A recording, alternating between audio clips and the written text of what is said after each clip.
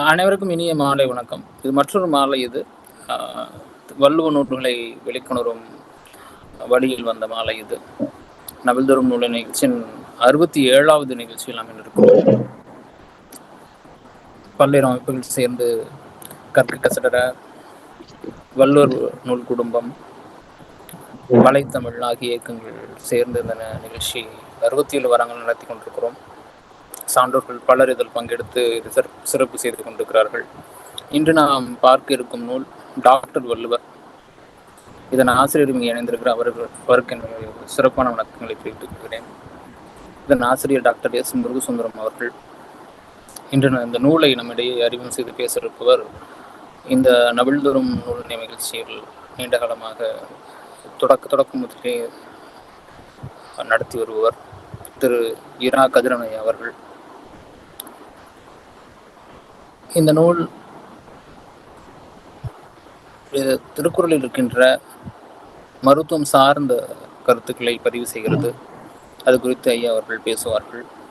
கதிரவன் அவர்கள் பல்வேறு நிறுவனங்களில் பொறியாளராக மேலாண்மை பொறுப்புகளில் இருந்து சுமார் 35 ஆண்டுகள் பணிபுரிந்த அனுபவம் பெற்றவர். ஓய்வு பெற்று அதோடு நிற்காமல் தமிழ் எழுத்துக்களில் தொடர்ந்து ஆர்வம் காட்டி வருகிறார். தமிழ் இலக்கிய கூட்டங்களில் பங்களித்து வருகிறார். தமிழ் ஆர்வலர், வாசிப்பு மற்றும் எழுத்து ஆகியவற்றில் தீராத கவனம் செலுத்தக்கூடியவர். தினமணி நாளிதழ் மற்றும் பல சிற்றிதழ்களில் அவ்வப்போது தொடர்ந்து தன்னுடைய எண்ண பதிவுகளை கட்டுரைகளாக எழுதி வருகிறார். அண்ணாமலை பல்கலைக்கழகத்தின் முன்னாள் மாணவர்களிலிருந்து நடத்தி வரும் முதல் மொழி என்ற இலக்கிய இதழின் நிறுவன அமைப்பு உறுப்பினர்கள் ஒருவர் அவர். மாதாந்திர அந்த மின்னிதழின் ஆசிரியர் குழுவின் உறுப்பினராகவும் உள்ளார். நமது வள்ளுவர் குரல் குடும்பத்தின் உறுப்பினர். இந்த நிகழ்ச்சி ஏற்கனவே குறிப்பிட்டது போல இந்த நிகழ்ச்சியின் குழு உறுப்பினர் அவர். அது மட்டும் இல்லாமல் இந்த நிகழ்ச்சியை நடத்தி கொடுப்போம், அவர் செம்மையாக நடத்தி கொடுப்போம் அவர் தான். அவரை வணங்கி வரவேற்று இன்று இணைந்துள்ள அனைத்து சான்றோர் பெருமக்களையும் வணங்கி இந்த நூல் அறிமுக நிகழ்ச்சியை தொடங்கி வைக்கிறேன். வணக்கம். அனைவருக்கும் வணக்கம். குறிப்பாக வலைத்தமிழ் இயக்கம், கற்க கசடர, வள்ளுவர் குரல் குடும்பம் ஆகிய 3 இயக்கங்களும் இணைந்து நடத்தக்கூடிய இந்த நிகழ்ச்சியில எனக்கும் வாய்ப்பு தந்தமைக்காக அமைப்பாளர்களுக்கும் நன்றியை தெரிவித்துக் கொள்கிறேன். அறிமுகப்படுத்திய திரு பொன்னியின் செல்வன் அவர்களுக்கு எனது நன்றியை தெரிவித்துக் கொள்கிறேன். நீங்க கவனிச்சிருக்கலாம், ஒரு 30 வருஷத்துக்கு முன்னாடி எல்லாம் இந்த நாளேடுகள்ல பாத்தீங்கன்னா தினசரி இன்றைய வானொலி அப்படின்னு சொல்லி ஒரு பதிவு காலம் வரும். இன்றைய வானொலி, அன்னைய வானொலி நிகழ்ச்சிகள் என்னன்னு வரும். அதுல பாத்தீங்கன்னா 12 மணிக்கு செம்மங்குடி சீனிவாச ஐயர் என்று வாய்ப்பாட்டு அப்படின்னு போட்டிருப்பான். நீங்க 12 மணிக்கு ரேடியோ டியூன் பண்ணீங்கன்னாக்க தொழில்நுட்ப காரணமாக இன்று செம்மங்குடி சீனிவாச ஐயர் பாடவில்லை, அதற்கு பதிலாக நிலைய வித்வான் பாடுவார் அப்படின்னு வரும். அந்த மாதிரி இந்த வாரம் ஆக்சுவலா ஒரு பேராசிரியர் பேசுறதா இருந்தது. பேராசிரியர் வெங்கடாச்சலம் அப்படின்னு மயிலாடுதுறையிலிருந்து பேசுறதா இருந்தது. பரிமேலழகர், பாமரருக்கும் பரிமேலழகர் நூலை பத்தி. அவர் எதிர்பாராத விதமா இந்த வாரம் வர முடியலன்னு சொன்னதுனால நிலை வித்வானா இறக்கி விட்டுட்டாங்க. அதனால செம்மங்குடி சீனிவாசர் ஐயரை எதிர்பார்த்துக்கிட்டு உட்காந்துருக்க வேண்டாம், வாசிக்க போறது என்னமோ நிலை வித்வான் தான், அதெல்லாம் மனசுல வச்சுக்கோங்க அப்படின்னு சொல்லிக்கிறேன். இந்த நிகழ்ச்சியில இப்போ நம்ம கூட இணைந்திருக்கிறார் ஒரு அரிய சாதனை செய்த பேராசிரியராக ராமலிங்கன் அவர்கள். 1680 1983 வரைக்கும் ஏறத்தாழ 300 வருட காலத்துல பிறந்த ஒரு 100-120 ஆளுமைகளுடைய கட்டுரைகளை எல்லாம் தொகுத்து 10 தொகுதிகளாக திருக்குறள் களஞ்சியம் அப்படின்னு போட்டிருக்காரு. ஒரு மிகப்பெரிய படைப்பது. அவர் அந்த முதல் தொகுதியுடைய முதல் களஞ்சியத்துடைய முதல் பகுதியில ஒரு முன்னுரையை எழுதியிருக்கார். அந்த பகுதியை நான் வாசிச்சு காட்டணும்னு நினைக்கிறேன். திருவள்ளுவர் மட்டுமே காலம் கடந்த நிலையிலும் அனைவராலும், அனைத்து சமய, அனைத்து அரசியல் பிரிவினராலும் ஏற்றுக்கொள்ளப்பட்டவராகிறார். தங்களுக்கே உரியவர் என உரிமை கொண்டாடப்படுகின்ற புகழுக்கும் சிறப்புக்கும் உரியவராகிறார் அப்படின்னு சொல்றாரு. அந்த விதத்துல பலரும் திருவள்ளுவரை கொண்டாடுறாங்க. இந்த புத்தகத்தின் டாக்டர் வள்ளுவர் அப்படிங்கிற புத்தகத்தின் மூலம் நம்முடைய டாக்டர் முருகசுந்தரம் அவர்கள் வள்ளுவர் ஒரு டாக்டர் அப்படிங்கிற மாதிரி எஸ்டாபிஷ் பண்ண வர்றாரு. அதுலயும் குறிப்பா ஒரு 40-50 வருடமா பாத்தீங்கன்னாக்க புலவர்கள் கையில இருந்து திருக்குறள்.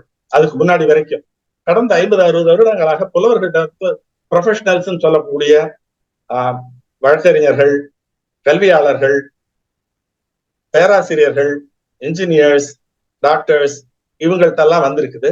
குடிமை பணியாளர் பதவியில இருக்கக்கூடிய பெரிய பெரிய உயர் அதிகாரிகள் கூட அவங்களோட திருக்குறளை சொந்தம் கொண்டாடி இருக்காங்க. அந்த விதத்துல சொல்ல போனா கல்வியாளர் டாக்டர் வி.சி. குழந்தசாமி ஒரு அருமையான புத்தகம் எழுதியிருக்கார். அந்த நூலின் அடிப்படையில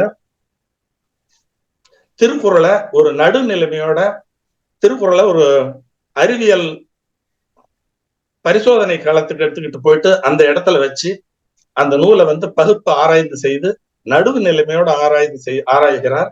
எந்த விதமான ஈர்ப்பு அல்லது சார்பு நிலை எடுக்காம திருக்குறளை ஆராய்ந்து திருக்குறளுடைய சிறப்புகளை எடுத்து சொல்றார். அதற்கு பின்னாடி பாத்தீங்கன்னாக்க டாக்டர் இறையன்பு ஏன்ஷியன்ட் எட் மாடர்ன் அப்படின்ற ஒரு ஆங்கில புத்தகம் எழுதியிருக்கார் திருக்குறளை பத்தி.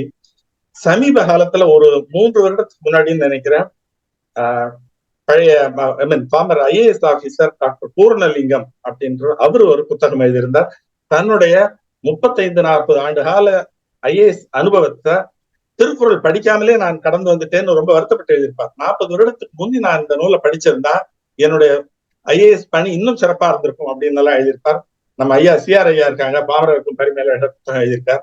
இந்த மாதிரி ப்ரொஃபஷனல்ஸ் எடுத்துக்கிட்டு இருக்காங்கிறத சொல்ல வர்றேன். என்னோட ஆஸ் அன் இன்ஜினியர் நான் கூட சொல்ல முடியும், ஒரு பெரிய நிறுவனம் அப்படின்னு எடுத்துக்கிட்டீங்கன்னா ரிசர்ச் அண்ட் டெவலப்மெண்ட்ன்றது அந்த துறையோட ஒரு எந்த நிறுவனத்துடைய ஒரு முக்கியமான அங்கமாக இருக்கும். ரிசர்ச் அண்ட் டெவலப்மெண்ட், ஆராய்ச்சி துறை.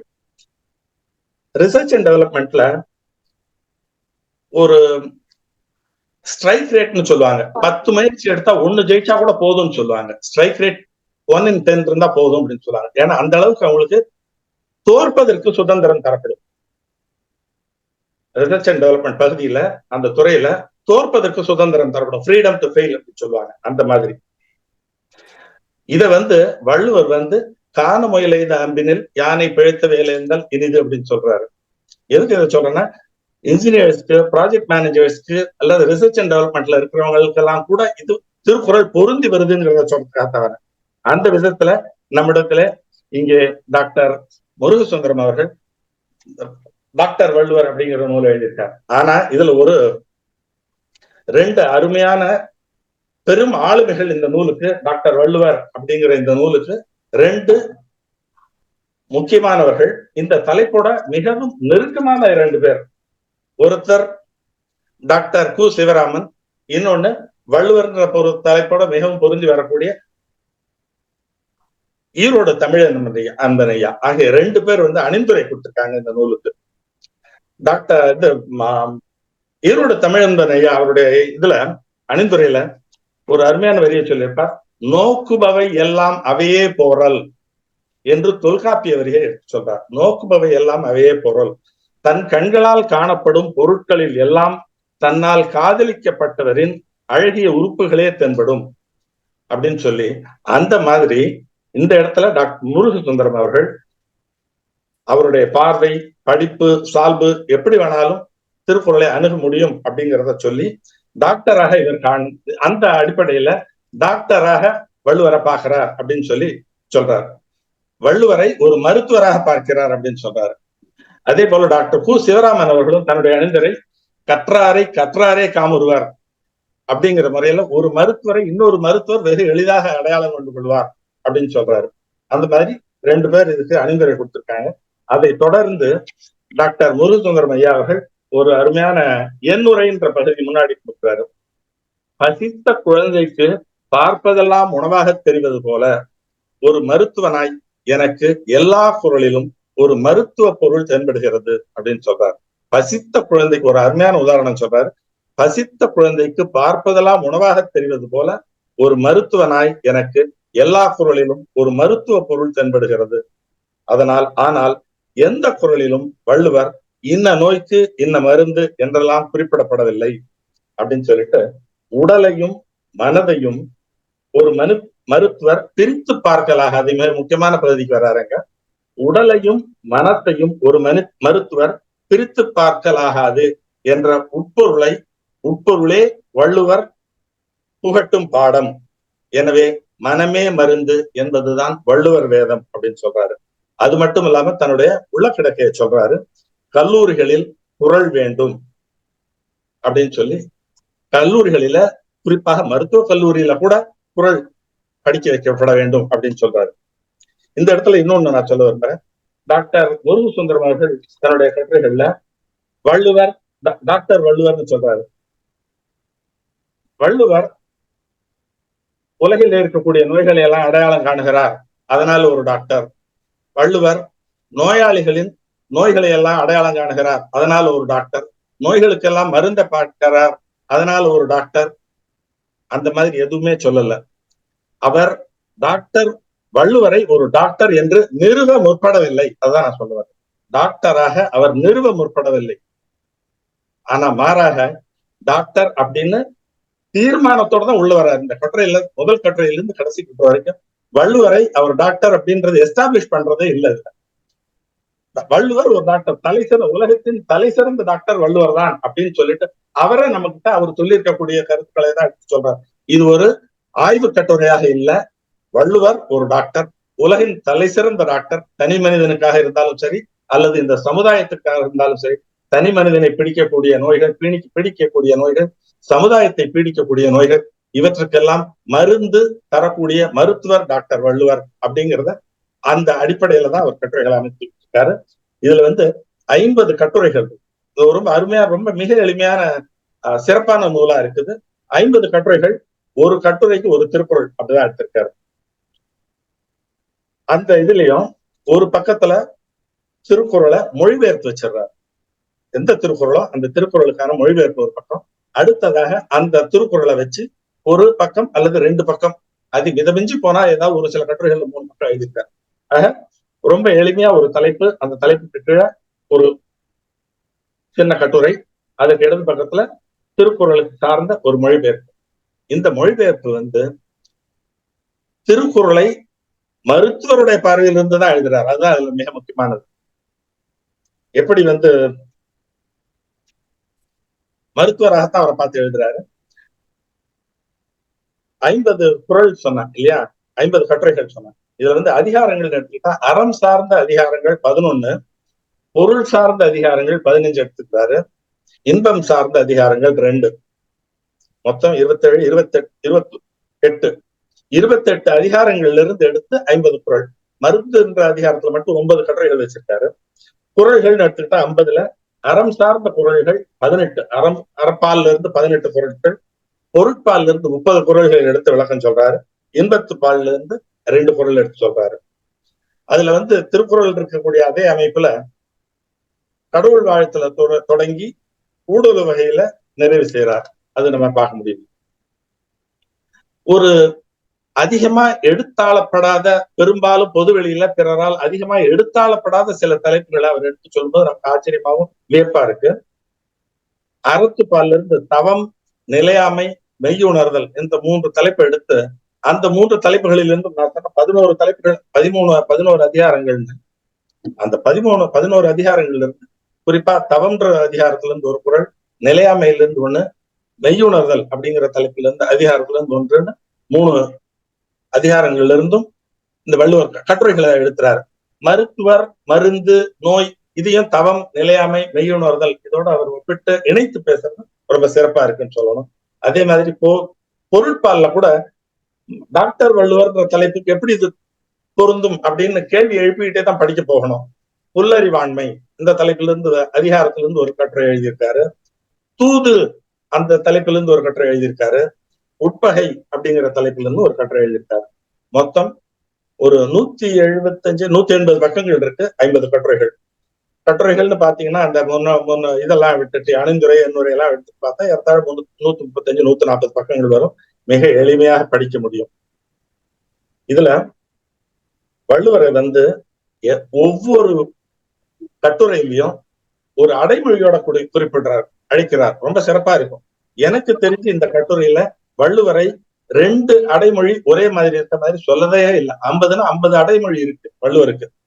வாழ்வியல் ஞானி வள்ளுவர் அப்படின்னு சொல்றாரு, ஔடத புலவர் வள்ளுவர், பட்டறிவு புலவர் வள்ளுவர், அறிவொளி காவலன் வள்ளுவர், மருத்துவர்க்கெல்லாம் மருத்துவர் அப்படி சொல்றாரு. நான் 5 தான் எடுத்திருக்கேன் இங்க, 50 வெவ்வேறையா தான் இருக்கு. ரொம்ப சிறப்பா இருந்தது. எப்படி அவருக்கு அந்த மாதிரி ரொம்ப சிறப்பா இருந்தது அந்த பகுதி மட்டுமே. அந்த ஒவ்வொரு முத்தாய்ப்பும் ஒரு கட்டுரையை முடிக்கும் பொழுதும் என்று கூறுகிறார் வாழ்வியல் ஞானி வள்ளுவர், மருத்துவர்க்கெல்லாம் மருத்துவர் வள்ளுவர்னு சொல்லி சிறப்பா முடிச்சிருப்பாரு. அதே மாதிரி தலைப்புகள் கூட 50 தலைப்பும் ஒவ்வொரு தலைப்பிலையும் ஒரு மருந்து இருக்கு. மருந்துங்கிற சொல் இல்லாத தலைப்பே கிடையாது. 50 தலைப்பிலையும் மருந்துங்கிற தலைப்பு இருக்கும். நம்பிக்கையே மருந்து, ஆருயிர் காக்கும் மருந்து அப்படின்னு ஒரு தலைப்பு, மருத்துவருக்கு தேவை இம்மருந்து அப்படி ஒரு தலைப்பு கொடுக்குறாரு. பெருந்தீனி தவிர்த்தல் பிறவி பெருமருந்து, பெருந்தீனி தவிர்த்தல் பிறவி பெருமருந்து, உறக்கம் எனும் உன்னத மருந்து, இப்படி எல்லாம் தலைப்பு கொடுக்குறாரு. ஒவ்வொன்றும் ஒரு தலைப்பு எடுத்தா அதுல ஒரு மருந்து இருக்கு, அந்த மாதிரி சொல்றாரு. ரொம்ப சிறப்பா இருந்தது அதெல்லாம். இந்த மொழிபெயர்ப்பை பத்தி நான் சொன்னேன். இந்த மொழிபெயர்ப்பை பத்தி நான் சொன்னேன். 50 குறளுக்கு 50 மொழிபெயர்ப்பு இருக்குன்னு சொன்னேன். தமிழ் ஆங்கிலம் இரண்டிலும் பாண்டித்யம் புலமை ஈடுபாடு இருந்தால் மட்டுமே எப்படிப்பட்ட மொழிபெயர்ப்பு தர முடியும். ரொம்ப சிறப்பான மொழிபெயர்ப்புகளா இருந்தது. ரொம்ப எளிமையா, அதே சமயத்துல அதிக சொற்கள்லாம் இல்ல. 7 சொற்கள் 7 சீர்ல திருக்குறள் இருந்தா 7 வார்த்தைகள்ல அநேகமா அந்த மொழிபெயர்ப்பு இருக்க மாதிரி அல்லது 8 அப்படி இருக்க மாதிரிதான் போட்டிருக்காரு. மொழிபெயர்ப்புகள் ரொம்ப அருமையா இருக்குது, அது சொல்லி காட்டணும். அதுலயும் உதாரணத்துக்கு ஒரு 4-5 எடுத்துக்கலான்னு பாக்குறேன். ஐம்புலனடக்கம் அருமருந்து அப்படிங்கிற தலைப்பு வந்து ஐம்புலனடக்கம் அருமருந்துன்ட்டு. பொறிவாயில் ஐந்தவித்தான் பொய்தீர் ஒழுக்க நெறி நின்றார் நீடு வாழ்வார், அந்த குறளுக்கான விளக்கம் பெறாரு. அந்த தலைப்புக்கு ஐம்புலனடக்கம் அருமருந்துங்கிறத இந்த திருக்குறள் மூலமா நிறுவறாரு. பொறிவாயில் ஐந்தவித்தான் பொய்தீர் ஒழுக்க நெறி நின்றார் நீடு வாழ்வார் அப்படின்னு. ஆனா அதுக்கான மொழிபெயர்ப்பு வந்து health is at it's best only when you control the lust அப்படி கொடுத்திருக்காரு. Health is at its best only when you control the lust. அதே மாதிரி அன்பே உயிர்ப்பிக்கும் மருந்து அப்படின்னு ஒரு தலைப்புல ஒரு கட்டுரை. உள்ளத்தில் அன்புடனும் கருணையுடனும் பாசத்துடனும் நேசத்துடனும் இருப்பதே உயிர்ப்புள்ள உடல் நலத்துக்கான வழி என்கிறார் வள்ளுவர் அந்த கட்டுரையில சொல்றாரு.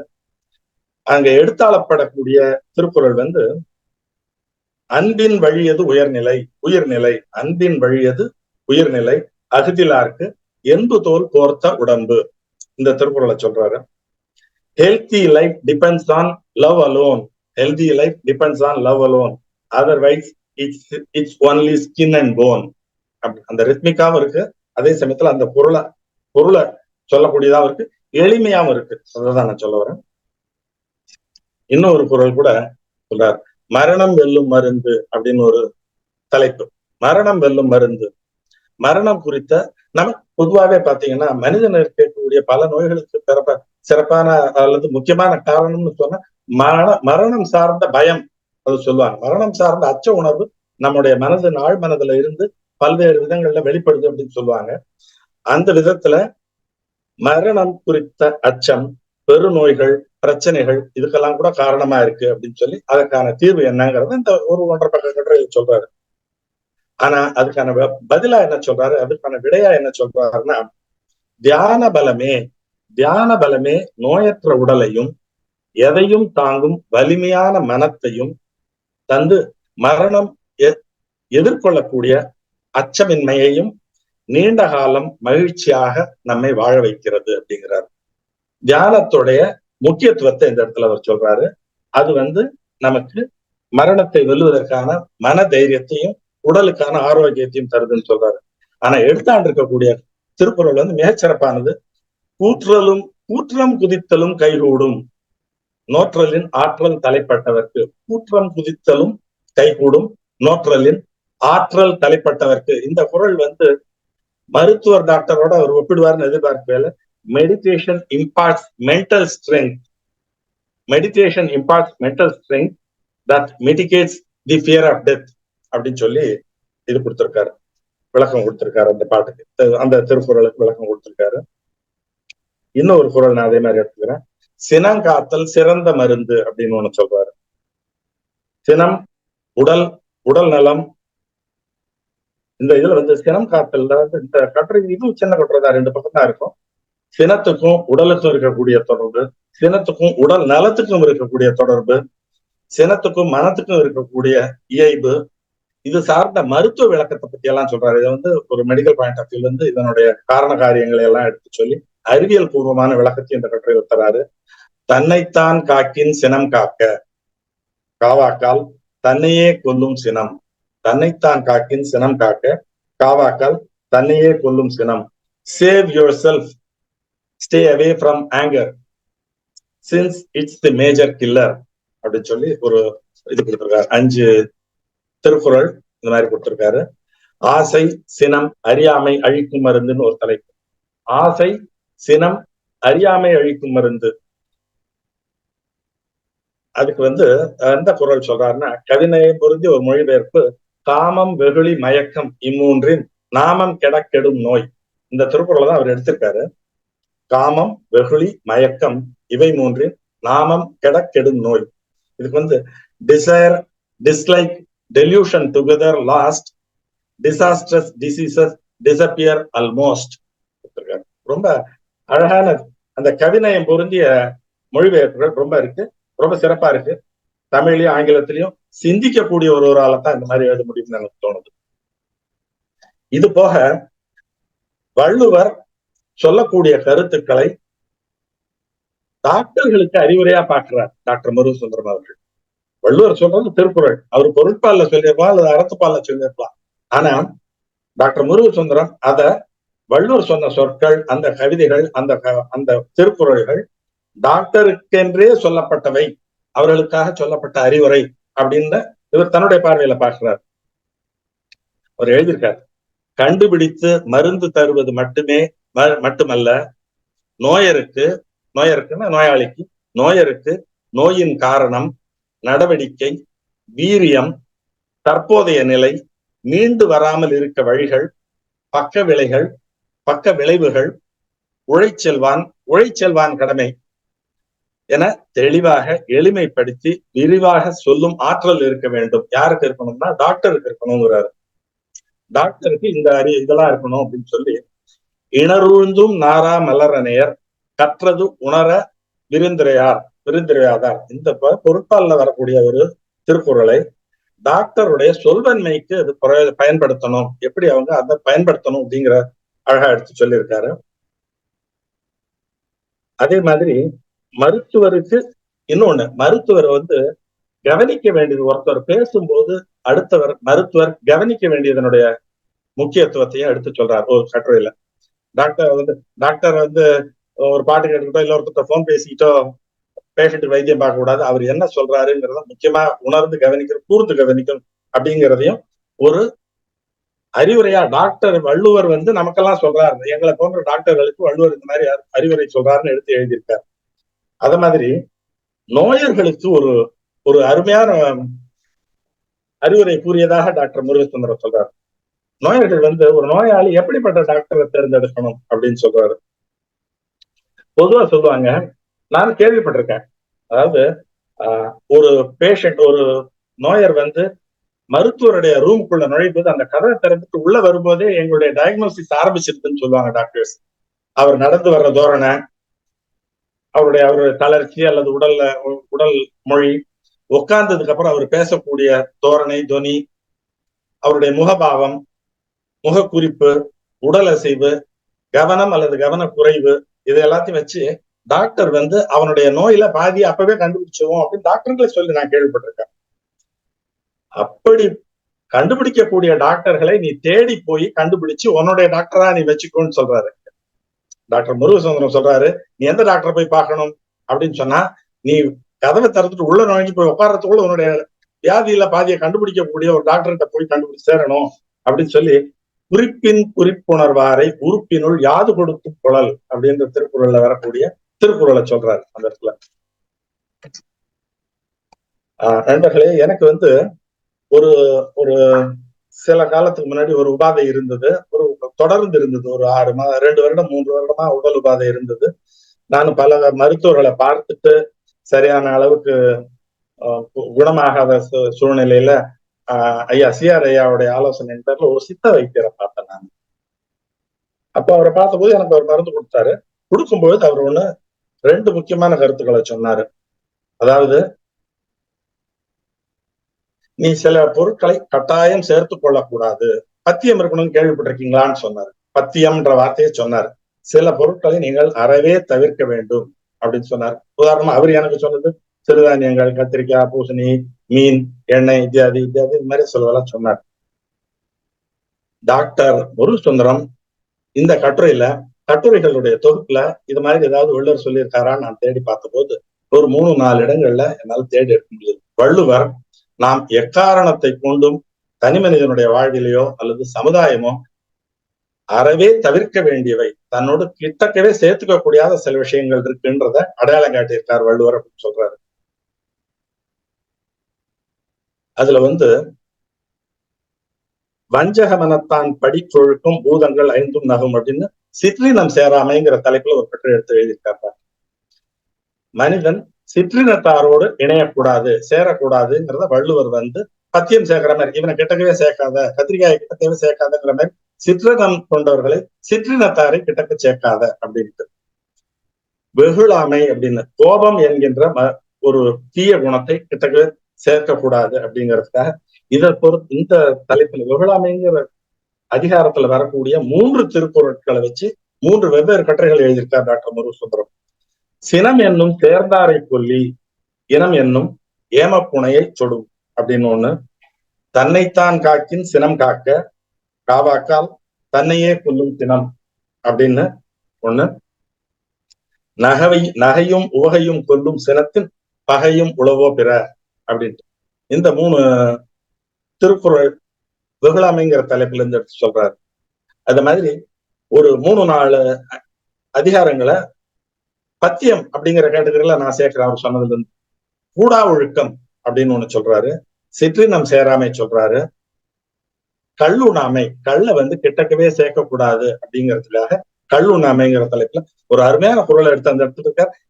என்ன மாதிரி ஆட்கள் அது மாதிரி அதிகமாக கேள்விப்படாத ஒரு திருக்குறள். கையெறியாமை உடைத்தே பொருள் கொடுத்து மெய்யறியாமை குழல், கையெறியாமை உடைத்தே பொருள் கொடுத்து மெய்யறியாமை குழல் அப்படிங்கிற ஒரு திருக்குறளை சொல்லி நம்ம உடம்ப நம்மளே காசு கொடுத்து விலைக்கு வாங்கி சேர்த்துக்க கூடாது, கஷ்டப்படுத்திக்க கூடாதுங்கிற இதுல சொல்றாரு. அந்த மாதிரி அது மாதிரி டாக்டர் வள்ளுவர் தனி மனிதனுக்கு பத்தியம் சொல்றாரு. தனி மனிதனுக்கும் இந்த சமுதாயத்துக்கும் மருந்தையும் கொடுக்கிறாரு, நிறைய மருந்தை கொடுக்கிறாரு. மனிதனுடைய உடல், மனிதனுடைய உள்ளம், தனி மனிதன், மக்கள் கூட்டம், இவை எல்லாத்துக்கும் மருந்து தர்றாரு. நாட்டில் உள்ள பிணிகள் எல்லாம் நீக்க அவர் மருந்து காட்டுறாரு. அப்படிதான் நான் பார்க்கிறேன். 3 மருந்தை இவருடைய கட்டுரைகள்ல நான் எடுக்கிறேன். வள்ளுவர் நிறைய சொல்லியிருக்கலாம். இந்த கட்டுரைகள்ல இருந்து 3 தலைப்புல அவர் எடுத்திருக்காரு. அன்புடைமை, அறிவுடைமை, வாய்மை, இந்த 3 அதிகாரங்கள்ல இருந்து கட்டுரைகளை எடுத்து, குறள்களை எடுத்து டாக்டர் முருகசுந்தரம் போடுறார். ஒரு நம்ம தனி மனிதன் அல்லது இந்த சமுதாயம் சிறந்து வாழ வேண்டும் என்றால் இந்த 3 அடிப்படையாக இருக்க வேண்டும் அப்படின்னு வேணா வச்சுக்கலாம். அன்பு, அன்புடைமை, அறிவுடைமை, வாய்மை, இந்த 3 இருந்ததுன்னா அந்த தனி மனிதன் ஓங்கி வாழ்வான், அந்த சமுதாயமும் உயர்ந்து வாழும் அப்படிங்கிற அர்த்தத்துல சொல்றாரு. அதுதான் நான் பார்க்கிறேன். மிக அருமையான கட்டுரைகள்ல பகுதிகள், பல குறிப்பிடப்பட வேண்டிய பகுதிகள் இந்த கட்டுரையில இருக்கு. ஒரு 7-8 நான் எழுதி வச்சிருக்கேன். அதை நான் உங்களுக்கு பகிர்ந்துக்கலாம்னு நினைக்கிறேன். அருமையான பதிவுகள். அது மனக்கவலைக்கு மருந்து மனமே ஆகும். டாக்டர் முருகசுந்தரம் அவருடைய கட்டுரையில சொல்றாரு, மனக்கவலைக்கு மருந்து மனமே ஆகும். நம் மனதுக்கு பிடித்த ஒப்பிட முடியாத உயர்ந்தவரின் வாழ்வு நெறிகளை பின்பற்றுவதே நான் மனக்கவலை ஏற்படும் போதுமெல்லாம் என் இணைபிரியா மனையாளும் ஈடு இணையற்ற ஆசிரியர் பெருந்தகைமே எனக்கு மருந்தாகிறார்கள். ஒரு அருமையான ஸ்டேட்மெண்ட் கொடுக்குறாரு. எனக்கு மனக்கவலை ஏற்படும் போதெல்லாம் என் இணைப்பிரியா மனையாளும் ஈடு இணையற்ற ஆசிரியர் பெருந்தகையுமே எனக்கு மருந்தாகிறார்கள். சிஆர்ஐயா சொல்வார், தன்னுடைய குருநாதர் சொல்வார் அடிக்கடி. அதுதான் ஞாபகம் வருது எனக்கு. அதே மாதிரி மக்கள் மெய்த்தீண்டல் அப்படிங்கிற பொருளை அடிப்படையா வச்சு மக்கள் மெய்த்தீண்டல் உடல் கின்பம் அப்படின்னு அதுல ஒரு அருமையான சொல்றாரு, மக்கள் என்று நாம் பெற்ற குழந்தைகளை மட்டுமல்ல அன்புக்கு இயங்கும் அனைத்து மக்களுமே அதுதான் மக்கள் அப்படின்னு சொல்றாரு. அன்புக்கு இயங்கும் அனைத்து மக்களுமே எனது மக்கள் தான், பிள்ளைகள் தான் அப்படிங்கிறது சொல்றாரு. அந்த இடத்துல ஒரு தன்னுடைய சொந்த வாழ்க்கையிலிருந்து ஒரு அனுபவத்தை எடுத்து எழுதியிருக்காரு. ரொம்ப உணர்ச்சி பூர்வமா இருந்தது. தன் வாழ்க்கை துணையும் பெற்ற குழந்தைகளும் கூட அவர் ஒரு தோல் மருத்துவர் அப்படிங்கிறதுனால அந்த சார்ந்த ஒரு நோயாளரை பத்தி அதனிலிருந்து எடுத்து சொல்றாரு. தன் வாழ்க்கை துணையும் பெற்ற குழந்தைகளும் கூட பல ஆண்டுகளாக தீண்ட அஞ்சிய அருவருக்கத்தக்க தோற்றமுடைய தோல் நோயர்களை இது ஒன்றும் நோயல்ல என அவர்களை கட்டி தழுவும் போது நெக்குருகி கரைந்து கதறி அழுது விரைவில் குணமாவேன், குணமாபவர்களை நான் கண்கூடாக அறிந்தவன் அப்படின்னு சொல்றாரு. தன்னுடைய பர்சனல் எக்ஸ்பீரியன்ஸ் சொல்றாரு. யாரெல்லாம் வந்து பலர் வந்து கட்டின சம்சாரமோ அல்லது கட்டின மனைவியோ பெற்ற குழந்தைகளோ கூட தொட அருவருக்கக்கூடிய ஒருத்தவரை ஒரு மருத்துவர்கிற முறையில கட்டி பிடிச்சு உனக்கு ஒன்றும் குறையில்லை, நீ சரியாயிடும் சொல்லும் போதே அதுலயே பாதி பேர் குணமாயிடுறான் அப்படின்னு சுட்டி காட்டுறாரு. மருந்துகளால் செய்ய முடியாத பிணி தீர்க்கும் மகத்துவம் மக்கள் மெய்த்தீண்டல் தரும் மன ஆறுதலால் சாத்தியமாகும் என்பது வள்ளுவர் சொல்வதாகும் அப்படின்னு சொல்றாரு. அதே மாதிரிங்க பல கட்டுரைகள்ல ஆங்கில மருத்துவம் சார்ந்த சொற்களுக்கு தமிழ் வார்த்தைகள் சொல்றாரு. நமக்கு எல்லாம் புதிதா இருக்கும், ஆர்வம் மிக்கவர்களுக்கு அது ரொம்ப பயன்புடையதா இருக்கும். இந்த மாதிரி வள்ளுவர் வந்து பொதுவா நம்ம பொருட்பால் அவர் சொல்லக்கூடிய கருத்துக்களை எல்லாம் நம்ம என்ன நினைப்போம், இது வந்து அரசருக்கு சொல்லியிருக்கார் அல்லது அமைச்சர்களுக்கு சொல்லியிருக்கார் அப்படின்னு நம்ம நினைக்கிறோம். அப்படி இருக்கிறதெல்லாம் கூட டாக்டர் முருகசுந்தரம் அவர்கள் டாக்டர்கள் மேலே ஏற்றுறாரு அந்த கருத்துக்களை எல்லாம். அல்லது சில இடத்துல வந்து நோயாளிகளுக்கு சொல்றார். அதுல வந்து உற்ற நோய் நோக்கி உறாமை முற்காக்கும் பெற்றியாரை பேணிக்கொள்ளல் அப்படின்னு சொல்லி ஒரு திருக்குறள் சொல்றாரு. அப்படிப்பட்டவர்கள் தான் உற்ற நோய் நீக்கி, நம்ம வந்து அங்க வந்து என்ன சொல்றாரு, இப்படிப்பட்டவங்களை பக்கத்துல வச்சுக்கோ அப்படின்னு சொல்றாரு. உற்ற நோய் நீக்கி உறாமை முற்காக்கும் பெற்றியாரை பேணிக்கொள்ளல் மன்னனுக்கு சொல்லப்பட அறிவு. இங்க வந்து அந்த நோயருக்கு இவர் பொருத்தி பாக்குறாரு. இப்படிப்பட்ட ஒரு டாக்டரை நீ கூட வச்சுக்கப்பா, அல்லது அவர் கூட போய் நீ உட்காந்து ஃபேமிலி டாக்டரா வச்சுக்கணும்னு சொல்றாரு. அந்த கட்டுரையில பார்த்தேன் நான் நினைவிற்கு. அதே மாதிரி ஒரு நல்ல சுவையான சுவாரஸ்யமான தகவல் ஒண்ணு படிச்சேன். ஒரே எடையுள்ள ஐரோப்பியருக்கு தேவைப்படும் மருந்தின் அளவில் பாதிதான் அதே நோய்க்கு அதே எடையுள்ள ஒரு இந்தியருக்கு தேவைப்படுகிறது. இது ஒரு சுவாரஸ்யமான தகவல். நம்ம கிட்ட அந்த ப்ராபப்ளி அந்த இம்யூன் சிஸ்டம் நம்மகிட்ட இன்னும் நிறைய இருக்கோ, அதிக பிரசங்கித்தவனமா சொல்ல விரும்பல, இருக்கும்னு என்னுடைய எண்ணம் இது. அதனால அப்படி சொல்றாரு என்னமோட்டு. அதே மாதிரி இந்த இரத்த தானம், உடல் தானம், சிறுநீரக தானம், மறைந்த பின்னரும் கண் தானம், உடல் உறுப்பு தானம், இதை பத்தி எல்லாம் சிலாகிச்சு எழுதியிருக்காரு. இந்த கட்டுரைகள்ல ஒரு கட்டுரையில எழுதியிருக்காரு. அதுல வந்து தோல் தானம் அப்படின்னு கூட எழுதியிருக்காரு. எனக்கு அது புதிதா இருக்கு, தகவல் புதுசா இருக்கு. தோல் தானம் படுகிறதா அப்படிங்கிறது ஒருவேளை அவர் தன்னுடைய வாய்ப்பு வரும்போது எனக்கு அதுக்கான விளக்கம் சொன்னா மகிழ்ச்சியா இருக்கும். அதே மாதிரி தூதுங்கிறது மன்னனுக்கு தூது போகக்கூடிய அந்த ஒற்றர்களை பத்தி சொல்லக்கூடியது. இந்த இடத்துல வந்து மருத்துவருக்கு அதை பயன்படுத்துறாரு. ரொம்ப அருமையா இருக்கிறது. தூது அதிகார குரலை மருத்துவருக்கு பயன்படுத்தும் சிறப்பு மெசஞ்சர் ஆஃப் ஃபேட் அப்படின்னு சொல்றாரு. டாக்டர் வந்து இஸ் மெசஞ்சர் ஆஃப் ஃபேட் அப்படின்ட்டு. விதியின் தூதுவன் அப்படின்னு எழுதியிருக்காரு. எவ்வாறு கவனமாக எடுத்துரைக்க வேண்டும். அந்த டாக்டர் வந்து தன்னுடைய பேஷண்ட் கிட்ட சில விஷயங்களை சொல்லித்தான் ஆகணும். அவனுடைய நாட்கள் எண்ணப்படுகின்றனங்கிற தகவல் கூட சொல்லிதான் ஆகணும்னா விதியின் தூதுவனா நின்று அதை சொல்லணும். ஆனா அதை எப்படி சொல்லணும் அப்படிங்கறத ரொம்ப சிறப்பா எழுதியிருக்காரு ஒரு கட்டுரையில. ரொம்ப அருமையா இருக்கு. ஆக இந்த புத்தக தொகுப்புல நான் பாக்குறது என்னன்னா, டாக்டர் முருகசுந்தரம் திருக்குறள், திருவள்ளுவர் இது ஒரு பக்கம் சொல்றாரு. இன்னொரு பக்கம் ஒரு ஐடியல் டாக்டர், ஒரு ஆதர்ச டாக்டர்னு சொல்லலாமா என்னன்னு எனக்கு தெரியல, ஒரு ஐடியல் டாக்டர் ஒருத்தரை நமக்கு அடையாளம் காட்டுறாருன்னு நான் நினைக்கிறேன். இல்லையா? அப்படிதான் நான் பாக்குறேன். இந்த புத்தகத்தின் மூலம் அவர் ஒரு நல்ல டாக்டர், ஐடியல் டாக்டர் நமக்கு அறிமுகப்படுத்துறாரு. அதே மாதிரி பொதுவா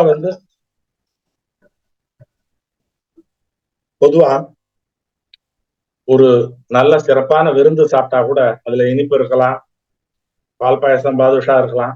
இருந்தாலும் கடைசியா வந்து ஒரு ஊறுகாய தொட்டு தான் முடிக்கணும்னு ஒரு இது இருக்கு, ஒரு மரபு இருக்குன்னு நினைக்கிறேன்.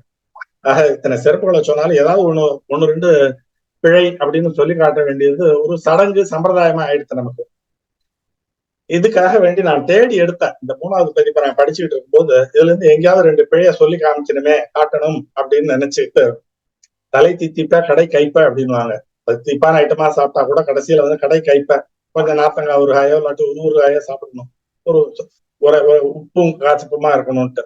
அந்த மாதிரி எங்கேயாவது 2 பிழையை கண்டுபிடிச்சிடும் சொல்லி 3வது அதிகாரம் 3வது எடிஷன் வந்தது. அதான் நான் வாங்கி வச்சிருந்தேன். அதை படிச்சேன்.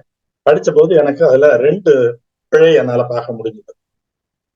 அதாவது அந்த குறிப்பின் குறிப்புணர்வாரை உறுப்பினுள் யாதுபடுத்தும் குரல், அந்த குரலுக்கு பதிலா கடவுள் வாழ்த்திலிருந்து ஒரு பாட்டு, மலர் மிசையனான்னு எனக்கு நினைவு, அந்த பாட்டு திருக்குறள் இருந்ததாக நினைவு, அந்த பாட்டு வச்சிருந்தாரு.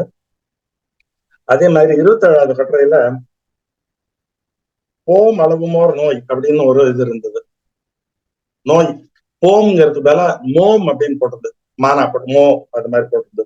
ஆஹா, நம்ம 2 திருக்குறள்ல 2 தவறுகள் இந்த புத்தகத்துல கண்டுபிடிச்சிட்டோம்னு நினைச்ச போது டாக்டர் கிட்ட பேசின போது அவர் சொன்னாரு, 4வது நீங்க எந்த எடிஷன் படிக்கிறீங்கன்னு கேட்டா நான் 3ன்னு, இல்ல நான் 4 வச்சிருக்கேன், அதை உங்களுக்கு அனுப்பி வைக்கிறேன்னு சொல்லி 4வது எடிஷனா 1 மணி நேரத்துக்குள்ள எனக்கு வந்து சேர்ந்துருக்கு. அதுல இந்த ஒரு பிழை அதுல நீக்கிட்டாரு. 27வது கட்டுரையில மட்டும் அந்த போம் அளவுமோர் நோய்ங்கிறது மட்டும் மோம்னே இருக்கு. அடுத்த பதிப்புல அது எடுக்கப்பட்டு விடும் நினைக்கிறேன். ரொம்ப மகிழ்ச்சியான விஷயம், ஒரு 3 வருடத்துல 4வது பதிப்பு பார்த்திருக்க ஒரு புத்தகம் அப்படிங்கிறதே அதனுடைய வெற்றிக்கு அடையாளம். ரொம்ப சிறப்பா இருந்தது, ரொம்ப சந்தோஷமா இருந்தது. அதுவும் நான் இந்த 3வது எடிஷன் வந்து நான் ஜனவரியில தான் வாங்கினது. இப்ப ஜூலைல இருக்கோம், ஜூலைல எனக்கு ஜூன்ல இருக்கும், அதுக்கு அடுத்த எடிஷன் வந்திருக்கு. அதை பார்க்கும்போது ரொம்ப சந்தோஷமா இருக்கு. ஆக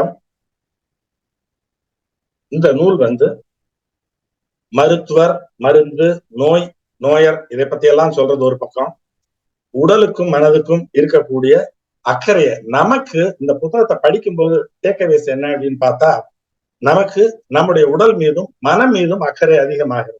அதை நம்ம சொல்லணும். நோய், நோயர் இதை பத்தி எல்லாம் எடுத்து காட்டுறாரு. நமக்கு வந்து நம்முடைய உடம்பு மேலேயும் நம்மளுடைய மனத்து மேலேயும் அக்கறை அதிகப்படுத்துகிறார் அந்த கட்டுரைகளின் மூலமாக. அதை விட இன்னொரு சிறப்பான அம்சம் அல்லது முக்கியமான அம்சம், இந்த புத்தகம் நம்மை வள்ளுவருக்கு சற்று நெருக்கமாக கொண்டு போகிறது. 2 வித்தியாசமா நான் பாக்குறேன். அதாவது முரண்பாடுன்னு சொல்லுவாங்க இல்லையா. ஒரு பக்கத்துல வந்து திருக்குறளை இந்த புத்தகத்தை படிக்கும்போது திருக்குறள் ஒரு பிரம்மாண்டமா தெரியுது, மிக பிரம்மாண்டமா தெரியுது இந்த புத்தகத்தை படிக்கும்போது. அல்லது உயர்ந்து நமக்கும் அவருக்கும் இருக்கக்கூடிய இன்னொரு பக்கத்துல அவருக்கும் நமக்கு இருக்கக்கூடிய இடைவெளி நெருங்கி வருது, சுருங்கி வருது. ஒரு பக்கத்துல அவருடைய விஸ்வரூபம் தெரியுது, இன்னொரு பக்கத்துல நாம அவர்கிட்ட போறோம். அந்த விதத்துல ஒரு அருமையான நூலை எழுதியிருக்கார் டாக்டர் முருகசுந்தரம் அவர்கள்.